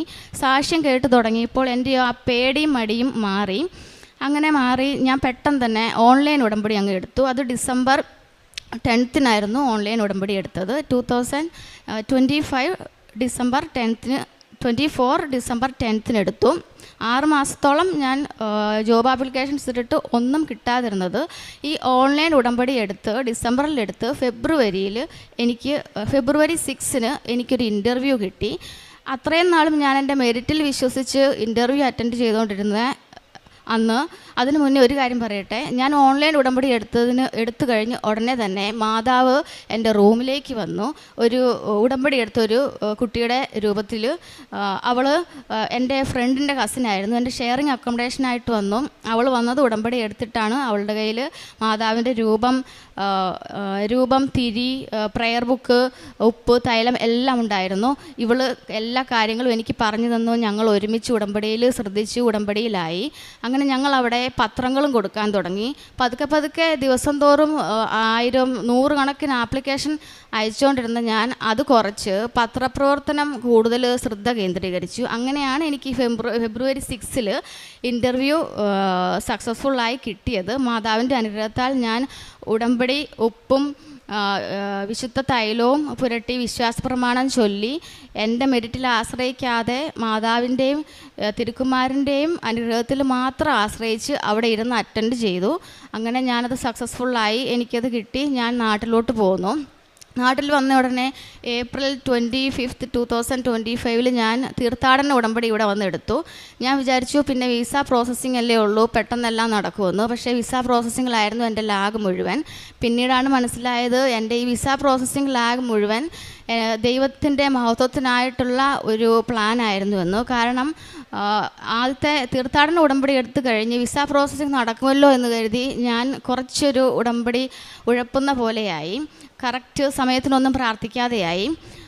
പിന്നീട് ഇവിടെ ഫസ്റ്റ് ഉടമ്പടി പുതുക്കലിന് വന്നപ്പം ജോസഫ് അച്ഛൻ്റെ ധ്യാനം, ഡെയിലി ബ്രെഡ് ഇതൊക്കെ എന്നും കേൾക്കും. പക്ഷേ അപ്പോഴാണ് കൂടുതൽ ശ്രദ്ധിക്കാൻ തുടങ്ങിയത്. അന്ന് മുതൽ ഞാൻ അച്ഛൻ പറഞ്ഞനുസരിച്ച് മാതാവിനോട് എന്നെ പ്രത്യക്ഷീകരണത്തിൻ്റെ സാക്ഷിയാക്കണമെന്ന് പ്രാർത്ഥിച്ചു തുടങ്ങി. അന്ന് മുതൽ ഉടമ്പടി കത്താൻ തുടങ്ങി. എൻ്റെ ഫസ്റ്റ് ഉടമ്പടി പുതുക്കൽ കഴിഞ്ഞപ്പോഴത്തേക്കും അത് ജൂലൈയിൽ കഴിഞ്ഞു. ഓഗസ്റ്റിൽ എനിക്ക് ഹോസ്പിറ്റലിൽ നിന്ന് വിസ നോമിനേഷൻ അപ്രൂവൽ കിട്ടി. അത് കഴിഞ്ഞ് എൻ്റെ ഏറ്റവും വലിയൊരു ഇഷ്യൂ മൈഗ്രേഷൻ ലോയറിൻ്റെ ഒരു പ്രോബ്ലം ആയിരുന്നു. അപ്പോൾ എൻ്റെ രണ്ടാമത്തെ ഉടമ്പടി പുതുക്കൽ ഒക്ടോബർ ആയിരുന്നു. ആദ്യം ഞാൻ ഒക്ടോബറിൽ അഖണ്ഡ ജപമാല റാലിക്ക് വന്നുകൂടി. അത് കഴിഞ്ഞ് 2-3 ദിവസത്തിനുള്ളിൽ സെക്കൻഡ് ഉടമ്പടി പുതുക്കി. ഇത് രണ്ടും കഴിഞ്ഞതോടുകൂടി എൻ്റെ അടുത്ത സ്റ്റേജ്, ഏറ്റവും വലിയ സ്റ്റേജ് കംപ്ലീറ്റ് ആയി. എൻ്റെ പഴയ മൈഗ്രേഷൻ ലോയർ മാറി, പുതിയൊരാൾ വന്നു. ആ പുതിയൊരാൾ ഉടനെ തന്നെ എൻ്റെ വിസ ലോഡ്ജ് ചെയ്തു. എൻ്റെ മെഡിക്കലും കഴിഞ്ഞു. ഇത് രണ്ടും ഒക്ടോബറിൽ റാലിയും പുതുക്കലും കഴിഞ്ഞ് നവംബറിൽ തന്നെ വിസയും ലോഡ്ജായി, മെഡിക്കലും കഴിഞ്ഞു. ഈ മെഡിക്കൽ കഴിഞ്ഞ് പിന്നെ ഒരു വിസ ഗ്രാൻഡ് ലെറ്ററിന് വേണ്ടിയുള്ള എൻ്റെ കാത്തിരിപ്പായിരുന്നു. പക്ഷേ ഈ കാത്തിരിപ്പ് അവർ പറഞ്ഞത് 3 to 5 months ആണ് എന്നോട് പറഞ്ഞത്. ഞാനിപ്പം എന്തായാലും ലാഗായി എന്ന് പറഞ്ഞു ഞാനിങ്ങനെ നോക്കിയിരിക്കുക. പക്ഷേ ഇതിനുള്ളിൽ ഇത്രയും നാളും ജോലി ഇല്ലാതിരുന്നതിൻ്റെ മാനസികമായ കുറേ വിഷമങ്ങളും പലരുടെയും അഭിപ്രായങ്ങളും ഒക്കെ കേട്ട് ഒരുപാട് സങ്കടപ്പെടേണ്ടി വന്നു.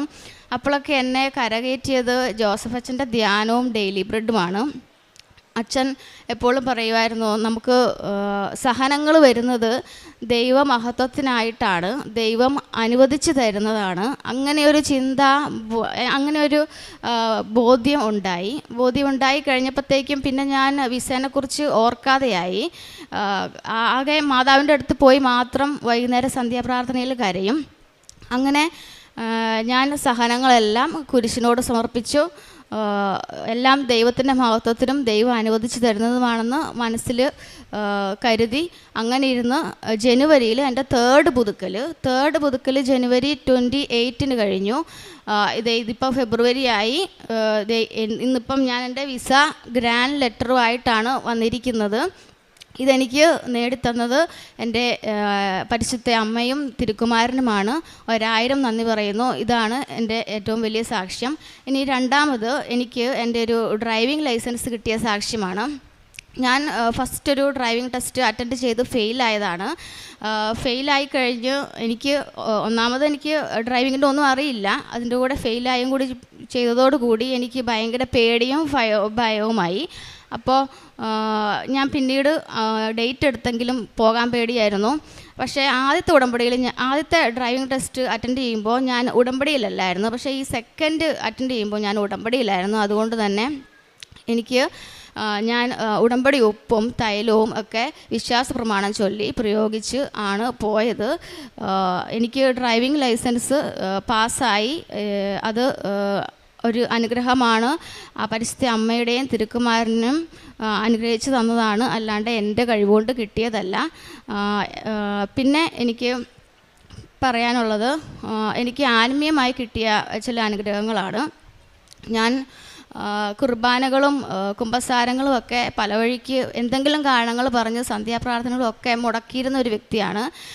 പണ്ട് പേഴ്സണൽ പ്രെയർ മാത്രം നല്ലപോലെ ചെയ്യും. പക്ഷേ പള്ളിയിൽ പോവുക, കുമ്പസരിക്കുക, ഇവിടെ എവിടെയെങ്കിലും പോയി ധ്യാനം കൂടുക, ഇങ്ങനെയുള്ള കാര്യങ്ങളൊന്നുമില്ല. അവിടെയൊക്കെ പോകുന്ന എന്തിനാ, വീട്ടിലിരുന്ന് പ്രാർത്ഥിച്ചാലും ദൈവം കേൾക്കും, വീട്ടിലിരുന്നാലും നമുക്ക് പാപം ഏറ്റു പറയാം, ദൈവം കേട്ടോളും, അങ്ങനെയൊക്കെയുള്ളൊരു ചിന്തയായിരുന്നു. അതൊക്കെ എൻ്റെ ഒരു ഒഴിവുകഴിവായിരുന്നെന്നോ പിന്നീട് എനിക്ക് മനസ്സിലായി. സന്ധ്യാപ്രാർത്ഥനകളും കുർബാനകളും എല്ലാം പല പല ആഘോഷങ്ങൾക്കും പരിപാടികൾക്കും വേണ്ടി നീക്കി വയ്ക്കും, അത് സ്കിപ്പ് ചെയ്യും, എല്ലാം ചെയ്തിട്ടുണ്ട്. അങ്ങനെ നടന്നിരുന്ന ഞാൻ ഈ ഉടമ്പടി ആദ്യം ഞാൻ ഉടമ്പടിയിലോട്ട് വരുന്നത് പ്രത്യക്ഷീകരണ പ്രാർത്ഥന ചൊല്ലിക്കൊണ്ടാണ്. അത് കഴിഞ്ഞ് സാക്ഷ്യങ്ങൾ കേൾക്കാൻ തുടങ്ങിയപ്പോഴാണ് പതുക്കെ എൻ്റെ മൈൻഡ് ചേഞ്ച് ആയി തുടങ്ങിയത്. ഇപ്പോൾ ഈ നിൽക്കുന്ന ഞാൻ എല്ലാ ഞായറാഴ്ചയും, ഞാനൊരു ഓർത്തഡോക്സ് ആണ്, അതുകൊണ്ട് നമുക്ക് എല്ലാ ദിവസങ്ങളിലും കുർബാനയില്ല. പക്ഷേ എല്ലാ ഞായറാഴ്ചയും ഉണ്ട്, അതൊരിക്കലും മുടക്കാറില്ല. കുമ്പസാരം നമുക്ക് എവരി 2 വീക്ക് ചെയ്യാൻ പറ്റത്തില്ല. അതുകൊണ്ട് ഞാൻ എല്ലാ മാസവും ഇവിടെ കൃപാസനം വരുമ്പോൾ ഇവിടെ മിഷൻ സെൻറ്ററിലാണ് കുമ്പസരിക്കുന്നത്. അത് എല്ലാ മാസവും തുടർന്നുകൊണ്ട് പോകുന്നു. പിന്നെ സന്ധ്യാപ്രാർത്ഥന, പേഴ്സണൽ പ്രെയർ, ബൈബിൾ വായന. പണ്ടൊക്കെ ബൈബിൾ വായന ഏറ്റവും ചെറിയ ഭാഗം മാത്രം എടുത്ത് വായിച്ചിട്ട് കിടക്കുന്ന ഒരാളായിരുന്നു ഞാൻ. ഇപ്പോൾ 30 മിനിറ്റ്സിൽ കൂടുതൽ വായിക്കുന്നു. പേഴ്സണൽ പ്രെയറും അതിൻ്റെ കൂടെയുണ്ട്. ജപമാല, ഞാനൊരു RCയിലാണ് ജനിച്ചതെങ്കിലും ഓർത്തഡോക്സിലാണ് ഞാൻ കല്യാണം കഴിച്ചത്. പക്ഷേ ജപമാല ചൊല്ലൽ ഞാൻ പണ്ടേ നിർത്തിയായിരുന്നു, മാതാവിനെ കൈവിട്ടായിരുന്നു. പക്ഷേ ഉടമ്പടി വഴി മാതാവ് എൻ്റെ കൈ പിടിച്ചപ്പോഴത്തേക്കും ഞാൻ ജപമാല ചൊല്ലിത്തുടങ്ങി. ഇപ്പം ദിവസം ഒരു 3-ൽ കൂടുതൽ ജപമാല ചൊല്ലും. ഇനിയും ഇത് കൂട്ടണം എന്നുണ്ട്. അങ്ങനെ ഇപ്പോൾ മാതാവ് ഇങ്ങനെ കൈ പിടിച്ച് നടക്കുന്നത് പോലെയാണ് തോന്നുന്നത്. എനിക്ക് ഭൗതികമായ കിട്ടിയ അനുഗ്രഹങ്ങളെക്കാൾ കൂടുതൽ ആത്മീയമായിട്ടാണ് തോന്നുന്നത്. അതുപോലെ തന്നെ മാതാവിൻ്റെ പ്രസൻസ് എനിക്ക് തിരിയിൽ കിട്ടിയിട്ടുണ്ട്. ഒരു റോസാപ്പൂവായിട്ടും പിന്നെ ഹാർട്ടിൻ്റെ ഷേപ്പിലുമൊക്കെ കിട്ടി. ഇത് കുറേ നാളുകൾ കിട്ടുമായിരുന്നു. പ്രത്യേകിച്ച് സഹനങ്ങളും സങ്കടങ്ങളും ഉണ്ടാകുമ്പോഴാണ് ആശ്വസിപ്പിക്കാൻ വേണ്ടി വരുന്നത് പോലെ എനിക്ക് തോന്നും. ഒന്നും സന്തോഷമായിട്ടിരിക്കുമ്പോഴത്തേക്കും വരാറില്ല, പക്ഷേ സഹനങ്ങൾ വരുമ്പോൾ ഇത് കൂടുതലായിട്ട് തിരിയിൽ കാണുന്നുണ്ടായിരുന്നു. പിന്നെ പ്രേക്ഷിത പ്രവർത്തനമായിട്ട് ഞാൻ ചെയ്യുന്നത്, പ്രേക്ഷിത പ്രവർത്തനം ഞാൻ ആദ്യം ആരംഭിച്ചത് ന്യൂസിലൻഡിലാണ്. ന്യൂസിലൻഡിൽ എൻ്റെ കൂടെ ഒരു ഉടമ്പടി എടുത്ത കൂട്ടുകാരി ഉണ്ടായിരുന്നു. ഞങ്ങൾ 2 പേരും കൂടി ഡിസംബർ ഞാൻ ഓൺലൈൻ ഉടമ്പടി എടുത്തത് മുതൽ മാർച്ചിൽ ഞാൻ അവിടുന്ന് പോരുന്നിടം വരെ എല്ലാ വീക്കും ആകെ ഒരു ഇംഗ്ലീഷ് പത്രം ഉണ്ടായിരുന്നു. അത് കോപ്പി എടുത്തെടുത്ത് എല്ലാ ആഴ്ചയിലും അവിടുത്തെ ഇംഗ്ലീഷുകാർക്ക് കൊടുക്കുമായിരുന്നു. പറഞ്ഞു തന്നെയാണ് കൊടുക്കുന്നത്. അങ്ങനെ ഒരു ടോട്ടൽ 250 പത്രം ഞങ്ങൾ എണ്ണി നോക്കി കൊടുത്തിട്ടുണ്ട്. അവിടെയാണ് പ്രേക്ഷിത പ്രവർത്തനം സ്റ്റാർട്ട് ചെയ്തത്. പിന്നെ നാട്ടിൽ വന്നപ്പോൾ ഞാൻ പറഞ്ഞല്ലോ, ആദ്യം ഉടമ്പടി എടുത്തു കഴിഞ്ഞിട്ട് കുറച്ചൊരു ഉഴപ്പായിരുന്നു. ആദ്യം ഇവിടെ നമ്മുടെ നാട്ടിൽ വെളിയിലോട്ട് ഇറങ്ങാൻ എനിക്ക് പേടിയായിരുന്നു. പിന്നെയാണ് ഇറങ്ങി തുടങ്ങിയത്. ഇപ്പോൾ ഫസ്റ്റ് ഉടമ്പടി പുതുക്കൽ കഴിഞ്ഞപ്പോൾ തൊട്ട് ഞാൻ നല്ല രീതിയിൽ പ്രേക്ഷിത പ്രവർത്തനം ചെയ്യുന്നു. ഹരിപ്പാട് ടൗൺ, എല്ലാ പോക്കറ്റ് റോഡുകളും, പള്ളിപ്പാട്, അവിടെയുള്ള എല്ലാം കിലോമീറ്ററോളം നടന്ന് തന്നെ ഞാൻ തന്നെയാണ് പോയി കൊടുക്കുന്നത്. വെയിലും മഴയൊന്നും നോക്കാറില്ല. അതുപോലെ ജോസഫ് അച്ഛൻ പറഞ്ഞ പോലെ വിശേഷവിധിയായിട്ട് എന്താ ചെയ്യേണ്ടതെന്ന് ഇങ്ങനെ ആലോചിച്ച് ഇരുന്നപ്പോഴാണ് പത്രം കൊടുക്കുന്ന വഴിക്ക് വഴി സൈഡിലൊരു തട്ടുകട ഇട്ടിരിക്കുന്ന ഒരു ഫാമിലിയെ കണ്ടത്. അവിടുത്തെ ചേട്ടന് ക്യാൻസറാണ്. അപ്പം ഞാൻ അവരെ സഹായിക്കാമല്ലോ എന്ന് വെച്ച് ഉടമ്പടി പത്രവും കാശ് രൂപവും ഒരു ചെറിയ പൊതി ഉപ്പും പിന്നെ ഇതെങ്ങനെയാണ് പ്രയോഗിക്കേണ്ടതെന്ന് പറഞ്ഞു കൊടുക്കാൻ വേണ്ടി വിശ്വാസ പ്രമാണം ഞാൻ എഴുതി പ്രത്യക്ഷീകരണ പ്രാർത്ഥനയും എഴുതി കൊടുത്തു. അപ്പം അത് മാതാവ് എനിക്ക് അവരെ സഹായിക്കാൻ വേണ്ടി കാണിച്ചു തന്നതായിരുന്നു. അപ്പം ഞാൻ ഇവിടെ അഖണ്ഡ ജപമാല റാലിക്ക് കൊടുക്കാൻ വേണ്ടി കുറച്ച് പൈസ മാറ്റി വെച്ചിരുന്നു. അതെന്ത് ചെയ്യുന്ന എനിക്കിവിടെ ഇടാൻ പറ്റിയില്ല. അപ്പം ആ പൈസ ഞാൻ അവർക്ക് കൊടുത്തു. അന്ന് മുതൽ എല്ലാ മാസവും ഞാൻ അവരെ എല്ലാ മാസവും പോയി ഇപ്പോൾ എനിക്ക് ജോലിയില്ല, എൻ്റെ ഒരു ചെറിയ തുക സഹായിക്കുന്നുണ്ട്. പിന്നെ കാരുണ്യ പ്രവൃത്തിയായിട്ട് ഞാൻ ചെയ്യുന്നത് എല്ലാ സാറ്റർഡേയ്സിലും ഒരു 7-8 പൊതി ചോറ് ഹരിപ്പാട് ഗവൺമെൻറ് ഹോസ്പിറ്റലിലെ ആളുകൾക്ക് കൊടുക്കുന്നുണ്ട്. പിന്നെ പണ്ടൊക്കെ നമ്മുടെ ആരെങ്കിലും പറഞ്ഞെന്നാലേ നമ്മൾ കയ്യിൽ നിന്ന് കൊടുക്കുകയുള്ളായിരുന്നു. എത്രയാണെന്നൊക്കെ നോക്കി കുറച്ച് പൈസയൊക്കെ എടുത്തേ കൊടുക്കുകയുള്ളായിരുന്നു. ഇപ്പം നമ്മൾ അങ്ങോട്ട് ചെന്ന് കൊടുക്കുന്നു, പൈസയൊന്നും നോക്കാറില്ല, ഇല്ലെങ്കിലും കൊടുക്കുന്നു. അങ്ങനെയാണിപ്പോൾ ചെയ്യുന്നത്. പിന്നെ കുമ്പസാരവും കുർബാനയും എല്ലാം ഉടമ്പടിയിൽ പറഞ്ഞതുപോലെ തന്നെ ചെയ്യുന്നു. സന്ധ്യാപ്രാർത്ഥന മുടക്കാതെ ചെയ്യുന്നു. എവിടെ പോയെന്നാലും തൈലം തൂക്കാതെ നമ്മൾ വെളിയിൽ ഇറങ്ങത്തില്ല. എന്ത് അസുഖം ഉണ്ടെങ്കിലും തൈലം തൂത്താണ് ഇപ്പോൾ എല്ലാം മാറ്റുന്നത്. അതൊരു ശക്തിയും ബലവുമാണ്. എനിക്ക് ഈ അനുഗ്രഹങ്ങൾ തന്ന ഇവിടെ സാക്ഷ്യപ്പെടുത്താൻ എന്നെ സഹായിച്ച പരിശുദ്ധ അമ്മയ്ക്കും തിരുക്കുമാരനും ദേവതാവിനും മഹത്വമുണ്ടായിരിക്കട്ടെ. ഞാൻ നിർത്തുന്നു. സാക്ഷിയാക്കി എന്നെയും എൻ്റെ കുടുംബത്തെയും ഉയർത്തിയതിനെ ഓർത്ത് നന്ദി പറഞ്ഞോടും സ്നേഹത്തോടെ ഞാൻ എൻ്റെ സാക്ഷ്യത്തിലേക്ക് കിടക്കുകയാണ്. എൻ്റെ പേര് ബെനീറ്റ ടൈസൺ. ഞാൻ ഫോർട്ട് കൊച്ചിയിൽ നിന്ന് വരുന്നു. 2024 മാർച്ചിലാണ് ഞാൻ ഉടമ്പടി എടുക്കുന്നത്. എൻ്റെ ആദ്യത്തെ സാക്ഷ്യം എന്ന് പറയുന്നത് എൻ്റെ ഈ കുഞ്ഞിന് വേണ്ടിയാണ്. 2.5 വയസ്സായിട്ടും അവൻ അമ്മ എന്നൊരു വാക്ക് പറയുന്നില്ല, സംസാരിക്കുന്നില്ല. ഭയങ്കരമായിട്ട് നമ്മൾ വിഷമിച്ചായിരുന്നു. ഒരു രീതിയിലും അവൻ വാക്കുകൾ പറയുന്നുണ്ടായിരുന്നില്ല. അപ്പോൾ ഞങ്ങൾ സ്പീച്ച് തെറാപ്പിയിൽ കൊണ്ടുപോയി ഒരുപാട് തവണ നമ്മൾ തന്നെ പരിശ്രമിച്ച് ഒരുപാട് സംസാരിപ്പിക്കാൻ നോക്കി. പക്ഷേ എന്നിട്ടും ഇവനൊന്നും സംസാരിക്കുന്നില്ലായിരുന്നു. അപ്പോൾ ആദ്യം ഞാൻ കരുതിയത് കുറച്ച് കഴിയുമ്പോൾ റെഡിയാവുമെന്നാണ്. പക്ഷേ ഒരു വിധത്തിൽ കുഞ്ഞിലൊരു മാറ്റങ്ങൾ സംഭവിക്കുന്നില്ലായിരുന്നു. അങ്ങനെ ആ ഒരു സമയത്ത് ഞാൻ മാതാവിൻ്റെ ഉടമ്പടി തൈലം എന്നും അവൻ്റെ നാവിലും നെറ്റിയിലും ഉടമ്പടി തൈലം പുരട്ടി കുരിശ് വരച്ച് വിശ്വാസപ്രമാണം ചൊല്ലി പ്രാർത്ഥിക്കുമായിരുന്നു. എനിക്ക് ഉറപ്പായിരുന്നു ഇന്നല്ലെങ്കിൽ നാളെ അവൻ സംസാരിക്കുമെന്ന്. പക്ഷേ എൻ്റെ മെറിറ്റ് അവസാനിച്ചെടുത്ത അല്ലെങ്കിൽ ഞാൻ പരിശ്രമിച്ചിട്ട് പരാജയമായിരുന്നു അതിൻ്റെ ഫലമെല്ലാം. പക്ഷേ ദൈവം ഒരു ദിവസം ഇവനെ തൊടുമെന്ന് എനിക്ക് പൂർണ്ണ വിശ്വാസം ഉണ്ടായിരുന്നു. ആ വിശ്വാസത്തോടെയാണ് ഞാൻ പ്രാർത്ഥിച്ചു പോകുന്നത്. അങ്ങനെ ഞാൻ ജോസഫ് അച്ഛൻ ഇവനെ കാണിക്കാൻ വേണ്ടി കൊണ്ടുവന്ന സമയത്ത് അച്ഛൻ ഇവൻ്റെ കഴുത്തിൽ 7 തവണ വിശ്വാസ പ്രമാണം ചൊല്ലി 7 തവണ സൈത്ത് പൂശി പ്രാർത്ഥിച്ച് എന്നിട്ട് എന്നോട് പറഞ്ഞ് നന്നായിട്ട് നീ ഉള്ളുരുകി ഇവന് വേണ്ടി പ്രാർത്ഥിക്കണം എന്ന് പറഞ്ഞു. അതിനുശേഷം ഞാൻ പോലും അറിയാണ്ട് ഭയങ്കര വലിയ മാറ്റങ്ങളാണ് ഇവന് സംഭവിച്ചത്. ഇവന് അമ്മ എന്ന വാക്ക് പറയാൻ തുടങ്ങി. നമ്മൾ പറയാത്ത കാര്യങ്ങൾ എന്ന് വെച്ചാൽ നമ്മളൊട്ടും സങ്കല്പിക്കില്ല ഇവനിത് പറയുമെന്ന് ഈ ഒരു പ്രായത്തിൽ. അങ്ങനെ ഇവൻ സംസാരിക്കാൻ തുടങ്ങി. ദൈവത്തിൻ്റെ പാട്ടുകൾ പാടാൻ തുടങ്ങി. പിന്നെ നമ്മൾ എന്ത് പറഞ്ഞാലും റിപ്പീറ്റ് ചെയ്ത് കുട്ടിയത് പറയാൻ തുടങ്ങി. അങ്ങനെ ഭയങ്കര വലിയ മാറ്റമായിരുന്നു ഇവനിൽ സംഭവിച്ചത്. അത് എൻ്റെ യോഗ്യതയാൽ അല്ലെങ്കിൽ ഞാൻ ഒരുപാട് ശ്രമിച്ചിട്ടും നടക്കാത്തത് ദൈവത്തിൻ്റെ കരുണയാലാണ് സംഭവിച്ചത്. അമ്മയുടെ മധ്യസ്ഥത വഴി അവന് ലഭിച്ച വലിയ സൗഖ്യത്തിന് ഈശോ അവനെ തൊട്ട വലിയൊരു ദൈവാനുഭവത്തിന് അമ്മയ്ക്കും ഈശോയ്ക്കും 1000 നന്ദി പറയാണ്. അതുപോലെ രണ്ടാമത്തെ സാക്ഷ്യം എന്ന് പറയുന്നത് ഒരു 2 തവണകളായിട്ട് ഇവന് ഒരു വൈറൽ ഫീവർ വന്ന് ഒട്ടും മാറുന്നില്ല. മരുന്ന് കഴിച്ചിട്ടും ഇവന് ഒരു മാറ്റം സംഭവിക്കുന്നില്ല. മരുന്ന് കഴിക്കും, പിന്നെ ആ ഡോസ് കഴിയുമ്പോൾ വീണ്ടും പനി വരും. അങ്ങനെ മാറാതെ കുറേ തവണ വന്നപ്പോൾ എനിക്ക് മനസ്സിലായി ഇനി ഇത് എൻ്റെ കയ്യിൽ നിന്ന് പോയി. അങ്ങനെയുള്ളൊരു സിറ്റുവേഷനിൽ എനിക്ക് മനസ്സിലാവും പിന്നെ ദൈവത്തിന് പ്രവർത്തിക്കാനുള്ളൊരു സമയമാണെന്ന്. അങ്ങനെ ഉടമ്പടി തൈലം ഇവൻ്റെ നെറ്റിയിൽ പുരട്ടി ഇവൻ്റെ നെഞ്ചത്തും പുരട്ടി എന്നും ഈ പനിയുടെ സമയത്ത് പ്രാർത്ഥിച്ച് മരുന്ന് കഴിച്ചിട്ട് എഴുന്നേൽക്കാത്തൊരു കുട്ടി അത് പുരട്ടി കഴിഞ്ഞതിന് പിറ്റേ ദിവസം മുതൽ ഇവന് പനി വിട്ടുമാറി ഇവൻ പൂർണ്ണ സൗഖ്യത്തിലേക്ക് വന്ന്. അത് എനിക്ക് വിശ്വസിക്കാൻ പറ്റാത്തൊരു സംഭവമാണ്. കാരണം ഇവന് ഒരു വിധത്തിലും എത്ര മരുന്ന് ഓരോ സ്ഥലത്ത് ഞങ്ങളിങ്ങനെ കാണിച്ചിട്ടും മാറാതിരുന്നൊരു പനി മാതാവിൻ്റെ ഉടമ്പടി തൈലം പുരട്ടി വിശ്വാസപ്രമാണം ചൊല്ലി പ്രാർത്ഥിച്ചതിന് ശേഷം അമ്മ വഴി ഈശോ അവനെ തൊടുകയും അവൻ വലിയൊരു സൗഖ്യത്തിലേക്ക് കടന്നു വരികയും ചെയ്തു. അതിന് അമ്മയ്ക്കും ഈശോയ്ക്കും 1000 നന്ദി പറയാണ്. അതുപോലെ എൻ്റെ മൂന്നാമത്തെ സാക്ഷ്യം എന്ന് പറയുന്നത്, ഞങ്ങൾ ഒരു പണയം വീടിന് വേണ്ടി ഒരുപാട് പ്രാർത്ഥിച്ചിരുന്നു. പക്ഷെ ഞങ്ങൾക്ക് പണയം വീട് പോലും കിട്ടുന്നില്ലായിരുന്നു. ആ ഒരു സമയത്ത് ഡെയിലി ബ്രെഡിൽ ഇങ്ങനെ അച്ഛനിങ്ങനെ നമ്മുടെ നിയോഗങ്ങൾ സമർപ്പിച്ച് പ്രാർത്ഥിക്കാൻ പറയുമ്പോൾ ഞാനിതൊരു നിയോഗമായിട്ട് മനസ്സിലിങ്ങനെ കണ്ട്, മാതാവേ ദൈവത്തിൻ്റെ ഇഷ്ടം എന്താണോ അങ്ങനെ ഒരു ഭവനം ഞങ്ങൾക്ക് തരണമെന്ന് പ്രാർത്ഥിച്ചിരുന്നു. അങ്ങനെ പ്രാർത്ഥിച്ചതിൻ്റെ ഫലമായിട്ട് ഞങ്ങൾ കാണാൻ പോയ ആ പണയം വീട്ടിൽ ഫസ്റ്റ് ഞങ്ങൾ കണ്ടത് കൃപാസന മാതാവിൻ്റെ രൂപമായിരുന്നു. ഞങ്ങൾക്ക് അത് കണ്ടപ്പോൾ തന്നെ മനസ്സിലായി ആ അമ്മ ഈശോയോട് പറഞ്ഞിട്ട് ഞങ്ങൾക്ക് ഒരുക്കി തന്നെ ഒരു ഭവനമാണെന്ന്. അങ്ങനെ വിശ്വസിച്ച് ഞങ്ങൾ പോയി. പക്ഷേ വിശ്വസിച്ചതിന് നേരെ വിപരീതമായിട്ട് ആ വീട് ഞങ്ങളുടെ കയ്യിൽ നിന്ന് പോകുന്നൊരവസ്ഥ വന്നു. ഒരുപാട് പൈസ അവർ കൂടുതൽ ചോദിച്ചിട്ട്. ആ ഒരു സമയത്ത് ഞങ്ങൾ വിചാരിച്ചു ദൈവത്തിൻ്റെ ഇഷ്ടം മറ്റൊന്നായിരിക്കും, അല്ലെങ്കിൽ ദൈവം നമുക്ക് എന്തെങ്കിലും ഒരു കാര്യം വൈകുന്നുണ്ടെങ്കിൽ ദൈവത്തിന് അതിനേക്കാളും ബെറ്റർ ആയിട്ടുള്ള ഒരു കാര്യം നമുക്ക് തരാനാണ്. അത് നമുക്ക് ഒരുപാട് അനുഭവങ്ങളുടെ ദൈവം വെളിപ്പെടുത്തിയൊരു കാര്യമാണ്.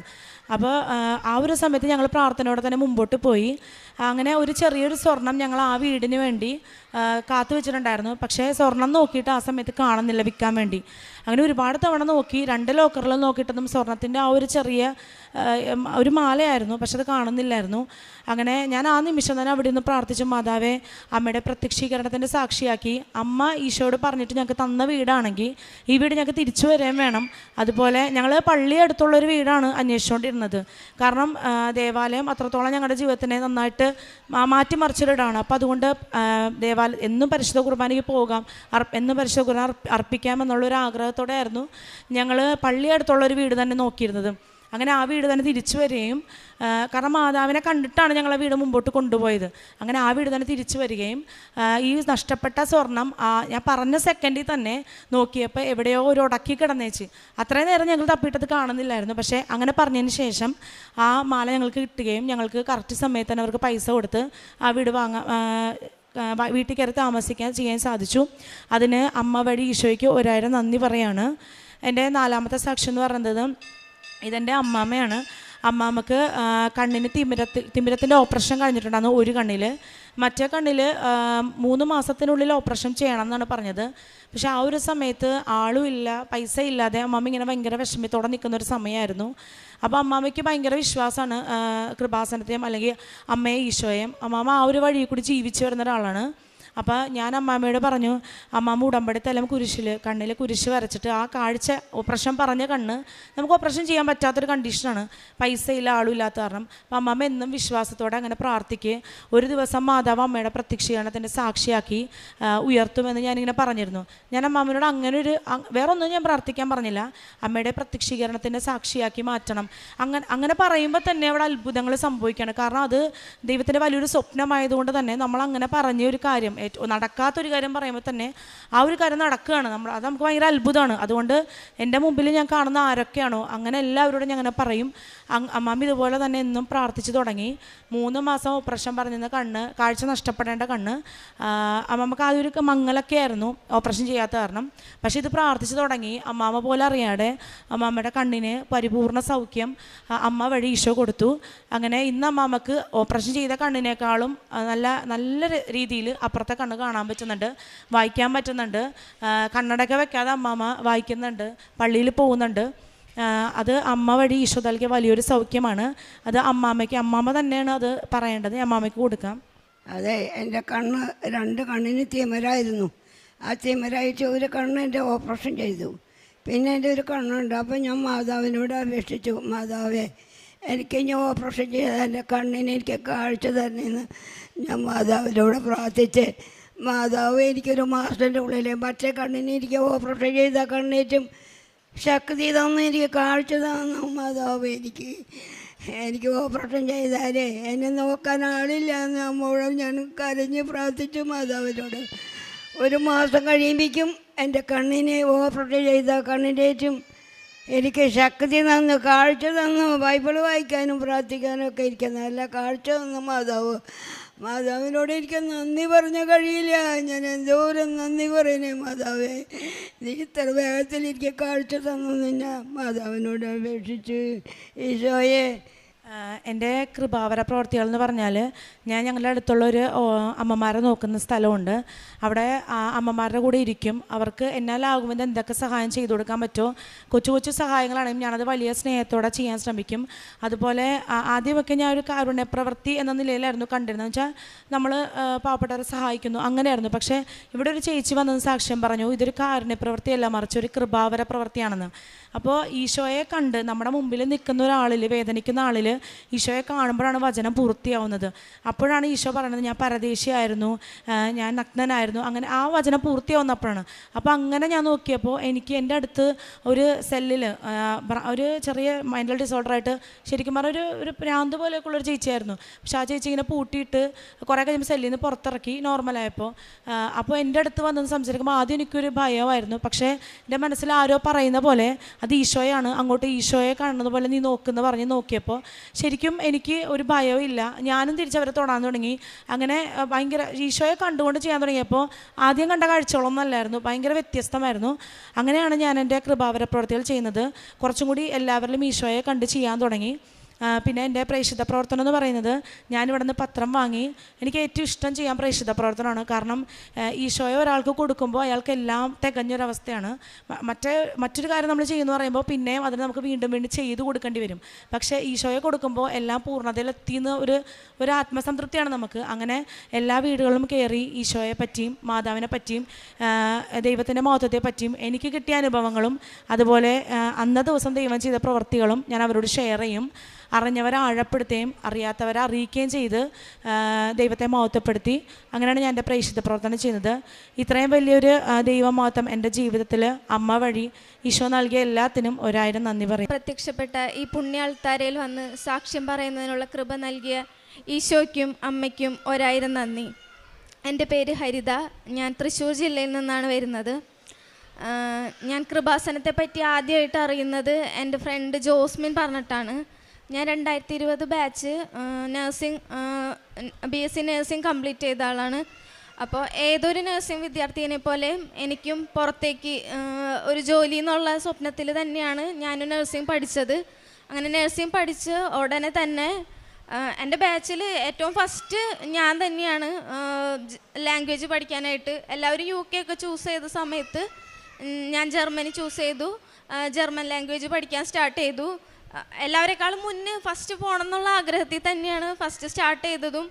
അങ്ങനെ 10 മാസം കൊണ്ട് പഠിത്തം കംപ്ലീറ്റ് ചെയ്തു. 1 ഇയറിനുള്ളിൽ തന്നെ ഞാൻ എക്സാം എല്ലാം പാസ്സായി. 4 മൊഡ്യൂളും കിട്ടുകയും ചെയ്തു. റീഡിങ് മാത്രം ഒരു തവണ എനിക്ക് റിപ്പീറ്റ് ചെയ്യേണ്ടി വന്നുള്ളൂ. അങ്ങനെ പിന്നീട് എനിക്ക് കോൺഫിഡൻസ് ആയി, 4 മൊഡ്യൂൾ കിട്ടി, ഇനി ഉടനെ തന്നെ ഞാൻ ജർമ്മനി പോവും എന്നുള്ളൊരു വിശ്വാസമായിരുന്നു. അങ്ങനെ പിന്നെ ഞാൻ ജർമ്മനിയിലുള്ള ഒരു ഏജൻസി ത്രൂ ഞാൻ എൻ്റെ പ്രോസസ്സിങ് സ്റ്റാർട്ട് ചെയ്തു. അവരെന്നോടൊരു 6 മാസം സമയം പറഞ്ഞു, അതിനുള്ളിൽ എല്ലാം റെഡിയാവുമെന്ന് പറഞ്ഞു, വെയിറ്റ് ചെയ്യണമെന്ന് പറഞ്ഞു. അങ്ങനെ 6 മാസം വെയിറ്റ് ചെയ്തിട്ടും എനിക്ക് അവിടെ നിന്ന് റിപ്ലൈ ഒന്നും വരുന്നില്ല. അങ്ങനെ പിന്നെ ഞാൻ അവരെ വിളിച്ച് കോണ്ടാക്ട് ചെയ്യുമ്പോൾ വെയിറ്റ് ചെയ്യണം. അവിടെ എല്ലാത്തിനും ഭയങ്കര താമസമാണ്. അവിടുത്തെ ഗവൺമെൻറ് ഓഫീസ് എല്ലാം എപ്പോഴും വെക്കേഷൻ ആണെന്ന് പറയും, അല്ലെങ്കിൽ അവർക്ക് എന്തെങ്കിലും സിക്കായിരിക്കും, അതുകൊണ്ട് എപ്പോഴും ഡിലേ ആവണമെന്നാണ് എന്നോട് പറഞ്ഞുകൊണ്ടിരുന്നത്.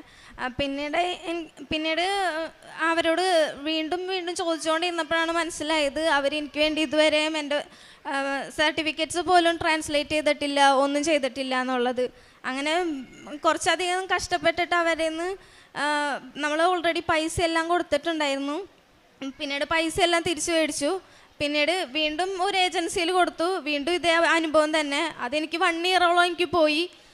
പിന്നെയും തളർന്നില്ല, എങ്ങനെയെങ്കിലും പോകണം, രക്ഷപ്പെടണം എന്നുള്ളൊരു മൈൻഡായിരുന്നു. അങ്ങനെ ഞാൻ പിന്നെ 3ാമതൊരു ഏജൻസിയിലും കൊടുത്തു. അത് നാട്ടിലുള്ള ഏജൻസി തന്നെയാണ് കൊടുത്തത്. അവിടെ അവർ പറഞ്ഞു വിത്തിൻ 3 months എല്ലാം റെഡിയാവും, എല്ലാം പെട്ടെന്ന് പോകാൻ പറ്റും, പക്ഷെ കോസ്റ്റ് കുറച്ച് കൂടുതലാന്ന് പറഞ്ഞു. എന്നാലും ഓക്കെ, എങ്ങനെയെങ്കിലും പെട്ടെന്ന് പോകണം, കാരണം ഗ്യാപ്പ് വന്നുകൊണ്ടിരിക്കുകയാണ്.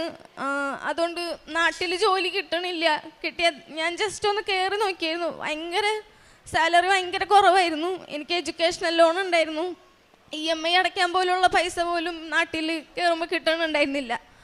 അപ്പോൾ ഞാൻ ഇവിടെ ഒരു ട്യൂഷൻ സെൻറ്ററിൽ സ്റ്റാർട്ട് ചെയ്തു. ട്യൂഷൻ സെൻറ്ററിൽ പോകുമ്പോൾ അതിലും കൂടുതൽ പൈസ എനിക്ക് EMI അടയ്ക്കാനുള്ള പൈസ കിട്ടുമായിരുന്നു. അങ്ങനെ ഞാൻ ട്യൂഷൻ സെൻറ്ററിൽ പോയി തുടങ്ങി. എനിക്ക് 3 മാസം കൊണ്ട് എല്ലാം റെഡിയാക്കും എന്നുള്ള കോൺഫിഡൻസ് ആയതുകൊണ്ട് ഓക്കെ 3 മാസമല്ലേ ട്യൂഷൻ പോയാലും ഓക്കെ എനിക്ക് കുഴപ്പമില്ല എന്ന് വിചാരിച്ചു. അങ്ങനെ പിന്നീട് 3 മാസം കഴിഞ്ഞിട്ടും ഒരനക്കവും ഇല്ല. പിന്നീടും ഇവരും ഇതുപോലെ തന്നെ പറയാൻ തുടങ്ങി. അപ്പം എനിക്ക് ആകെ വിഷമായി തുടങ്ങി, തകർന്നു പോയി തുടങ്ങി. കാരണം എല്ലാവരും വീട്ടുകാർ, നാട്ടുകാർ, ബന്ധുക്കൾ, ചോദ്യങ്ങൾ, അതാണ് സഹിക്കാൻ പറ്റാത്തത്. മെൻ്റലി ഭയങ്കര തകർന്നു പോയി. പിന്നീടാണ് എൻ്റെ ഫ്രണ്ട് പറഞ്ഞിട്ട് ഞാനിവിടെ വന്ന് ഉടമ്പടി എടുത്തു. ഉടമ്പടി എടുത്തപ്പോൾ തുടങ്ങിയൊരു ഓക്കെ എന്ത് വന്നാലും ദൈവം കൂടെ ഉണ്ടാവണേ, എത്ര വിഷമം വന്നാലും കുഴപ്പമില്ല, ദൈവമേ കൂടെ ഉണ്ടായാൽ മതി. അങ്ങനെ ഞാൻ മുന്നോട്ട് പോയി. അങ്ങനെ മെയ് ആയിട്ടും എനിക്ക് അവരുടെ അടുത്തുനിന്ന് ഒരു റിപ്ലൈയും വരുന്നില്ല. ഓൾറെഡി എനിക്ക് മാർച്ചിൽ എനിക്ക് എൻ്റെ ഇൻ്റർവ്യൂ എല്ലാം 2023 മാർച്ചിൽ എൻ്റെ ഇൻ്റർവ്യൂ എല്ലാം കഴിഞ്ഞ് കോൺട്രാക്റ്റ് എല്ലാം വന്നിട്ടുണ്ടായിരുന്നു. പക്ഷേ ഇവർ പറഞ്ഞ പോലെ ഡെഫിസിറ്റ് ബഷേഡ് എന്ന് പറഞ്ഞിട്ടൊരു സർട്ടിഫിക്കറ്റ് വന്നെങ്കിലേ ബാക്കി പ്രോസസ്സിങ് നടക്കുള്ളൂ.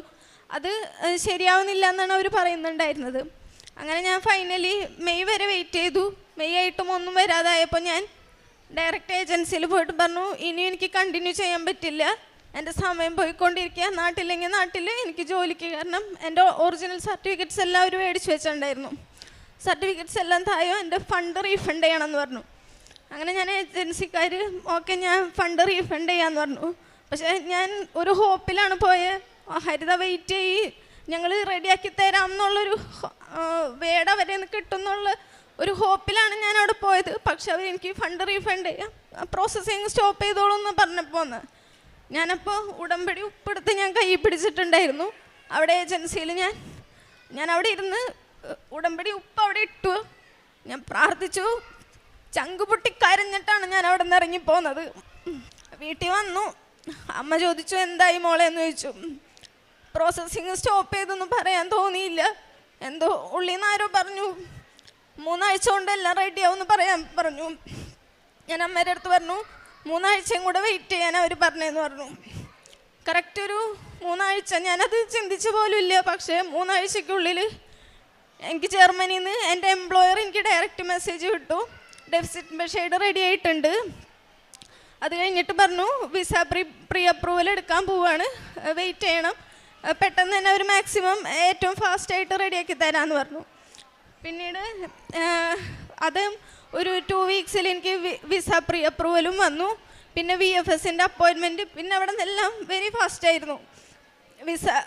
VFSൽ അപ്പോയിൻമെൻറ്റ് കിട്ടി. വിത്തിൻ എ വീക്കിൽ എനിക്ക് വിസയും വന്നു. ഞാൻ പിന്നീട് ആഗസ്റ്റ് 2 ഞാൻ ജർമ്മനിക്ക് പോവുകയാണ് ഉണ്ടായത്. ജർമ്മനിയിൽ ഇത്രയും നാൾ വെയിറ്റ് ചെയ്തപ്പോൾ എനിക്ക് ഭയങ്കര വിഷമമുണ്ടായിരുന്നു. പക്ഷെ ഞാൻ അപ്പോഴും പ്രാർത്ഥിക്കുമ്പോൾ ഞാൻ പറയുന്നു ദൈവമേ വെയിറ്റ് ചെയ്താലും ഓക്കെ, ഏറ്റവും ബെസ്റ്റ് തന്നെ എനിക്ക് തരണം ദൈവമേ. അതുപോലെ അവിടെ ചെന്നപ്പോഴാണ് എനിക്ക് വെയിറ്റ് ചെയ്ത് എൻ്റെ അർത്ഥം മനസ്സിലായത്. ഏറ്റവും ബെസ്റ്റ് സ്ഥലത്ത് തന്നെ ഏറ്റവും ബെസ്റ്റ് സാലറിയിൽ എനിക്ക് ജോലി കിട്ടിയിട്ടുണ്ടായിരുന്നു. ഞാനിപ്പോൾ 1.5 വർഷം അവിടെ ജോലി ചെയ്തു. ഇപ്പോൾ ഞാൻ നാട്ടിൽ വെക്കേഷൻ വന്നതാണ്. എൻ്റെ വിവാഹം കഴിഞ്ഞു ജനുവരി 19. എനിക്കറിയില്ല എൻ്റെ നാട്ടിൽ ഇത്രയും അടിപൊളി വിവാഹം നടന്നിട്ടുണ്ടോ എന്ന് എനിക്കറിയുന്നില്ല. എൻ്റെ പേരൻസിൻ്റെ 10 പൈസ എടുക്കാണ്ട് ഫുൾ എമൗണ്ട് ഞാൻ എടുത്തിട്ടാണ് എൻ്റെ വിവാഹം നടന്നത്. എൻ്റെ അനിയത്തിനെ എനിക്ക് പഠിപ്പിക്കാൻ പറ്റുന്നുണ്ട്. ഇപ്പോൾ ഒത്തിരി ഹാപ്പിയാണ് ഞാൻ. പരിശുദ്ധ അമ്മയുടെ പ്രത്യക്ഷീകരണത്തിൻ്റെ സാക്ഷിയെ ഉയർത്തിയതിന് ഈശോയ്ക്കും അമ്മയ്ക്കും 1000 നന്ദി. ഉടമ്പടി ധ്യാനത്തിലൊക്കെ ജോസഫ് അച്ഛൻ പറയാറുണ്ട്, ധ്യാനത്തിൻ്റെ ഇടയിൽ ഓരോരുത്തർക്കും രോഗസൗഖ്യങ്ങൾ കൊടുക്കാറുണ്ടെന്ന് കേട്ടിട്ടുണ്ട്. പക്ഷെ എനിക്കതത്ര വിശ്വാസം ഉണ്ടായിരുന്നില്ല. ആ സമയത്ത് ഉടമ്പടി എടുത്ത സമയത്ത് എനിക്ക് കാലിൻ്റെ ഒടിയിലൊരു ചൊറിച്ചിൽ പോലെ വന്നിരുന്നു. പക്ഷെ അത് സ്കിൻ ഡോക്ടറെ ഒന്നും കണ്ടിട്ട് മാറുന്നുണ്ടായിരുന്നില്ല. അപ്പോൾ ഞാൻ ഉടമ്പടി എടുത്തിട്ട് എനിക്ക് പ്രത്യേകിച്ച് അനുഭവങ്ങളൊന്നും ഇല്ലാതിരിക്കുന്ന സമയമായതുകൊണ്ട് അപ്പം ഞാൻ ദൈവത്തിനോട് പറഞ്ഞു, ദൈവം കൂടെ ഉണ്ടെങ്കിൽ എനിക്കതിനൊരു അനുഭവം തരണേന്ന് പറഞ്ഞു പ്രാർത്ഥിച്ചു. അങ്ങനെ ഒരു ദിവസത്തെ ധ്യാനത്തിൽ അച്ഛൻ പറഞ്ഞു, തൊടയുടെ ഇടയിൽ ചൊറിച്ചിലുള്ള വ്യക്തിനെ സുഖപ്പെടുത്തുന്നു എന്ന് പറഞ്ഞു.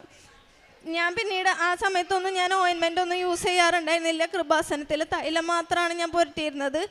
എനിക്ക് അത്ഭുതം എന്ന് പറയാം. കാരണം ഞാൻ കുറേ നാൾ സ്കിൻ ഡോക്ടറെ കണ്ട് ഞാൻ ഓയിൻമെൻ്റ് എല്ലാം തേച്ചിരുന്നു. പക്ഷെ എനിക്കൊരു മാറ്റം ഉണ്ടായിട്ടുണ്ടായിരുന്നില്ല. പക്ഷെ തൈലം മാത്രം പുരട്ടി ഞാൻ പ്രാർത്ഥിച്ചു. അച്ഛനത് പറഞ്ഞതിന് ശേഷം എനിക്ക് പൂർണ്ണമായിട്ട് സൗഖ്യം ഉണ്ടായിട്ടുണ്ട്. പ്രേക്ഷിത പ്രവർത്തനമായിട്ട് ഞാൻ ഇവിടെ നിന്ന് കിട്ടുന്ന പത്രങ്ങൾ ഞാൻ ബസ് സ്റ്റാൻഡിലും പിന്നെ ഞാൻ ജോലിക്ക് പോയിരുന്ന സ്ഥലങ്ങളിലെല്ലാം എല്ലാവർക്കും ഈശോയുടെ അമ്മയുടെയും കാര്യങ്ങൾ പറഞ്ഞ് ഞാൻ കൊടുക്കാറുണ്ടായിരുന്നു. പിന്നെ അതുപോലെ കാരുണ്യപ്രവൃത്തി ആ സമയത്ത് ചെയ്യാൻ എൻ്റെ കയ്യിൽ ഒത്തിരി ചെയ്യാനൊന്നും സാധിച്ചിട്ടുണ്ടായിരുന്നില്ല. പക്ഷേ എല്ലാ ആഴ്ചയും മുടങ്ങാതെ ഞാൻ ഒരാൾക്ക് ഒരു വയ്യാത്ത ഒരാൾക്ക് ഞാൻ പൊതിച്ചോറ് ഞാൻ മുടങ്ങാതെ ഞാൻ കൊടുക്കാറുണ്ടായിരുന്നു. ആത്മീയ ജീവിതത്തിൽ ഞാൻ ബൈബിളൊന്നും അങ്ങനെ വായിച്ചിട്ടില്ല. ഫ്രണ്ട്സൊക്കെ പറഞ്ഞ് എന്താണ് ബൈബിള് അതെല്ലാം അറിയായിരുന്നു. പക്ഷെ ഞാൻ പിന്നീട് ഉടമ്പടി എടുത്തതിന് ശേഷം മുടങ്ങാതെ അരമണിക്കൂർ വീതം എല്ലാ ദിവസവും ബൈബിൾ വായിക്കുമായിരുന്നു. കൊന്ത ചൊല്ലാറുണ്ടായിരുന്നു. സാക്ഷ്യങ്ങൾ കാണാറുണ്ടായിരുന്നു. കാരണം എനിക്ക് ഈ സമയത്തൊക്കെ ഭയങ്കര വിഷമം വരുമ്പോൾ കരച്ചിലായിരുന്നു മെയിൻ.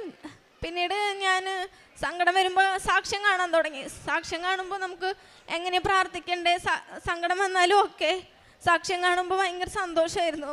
എല്ലാത്തിനും ഒരു മാറ്റം ഉണ്ടാവും എന്നൊരു പ്രതീക്ഷ കിട്ടിയിരുന്നത് സാക്ഷ്യങ്ങൾ കണ്ടപ്പോഴായിരുന്നു. പിന്നെ അതുപോലെ അച്ഛൻ്റെ ധ്യാനം കണ്ടപ്പോഴാണ് എനിക്ക് എങ്ങനെയാണ് കൃത്യമായിട്ട് പ്രാർത്ഥിക്കേണ്ടത്.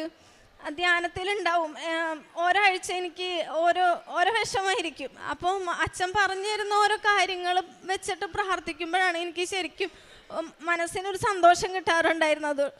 ഈശോയ്ക്ക് അമ്മയ്ക്കും 1000 നന്ദി.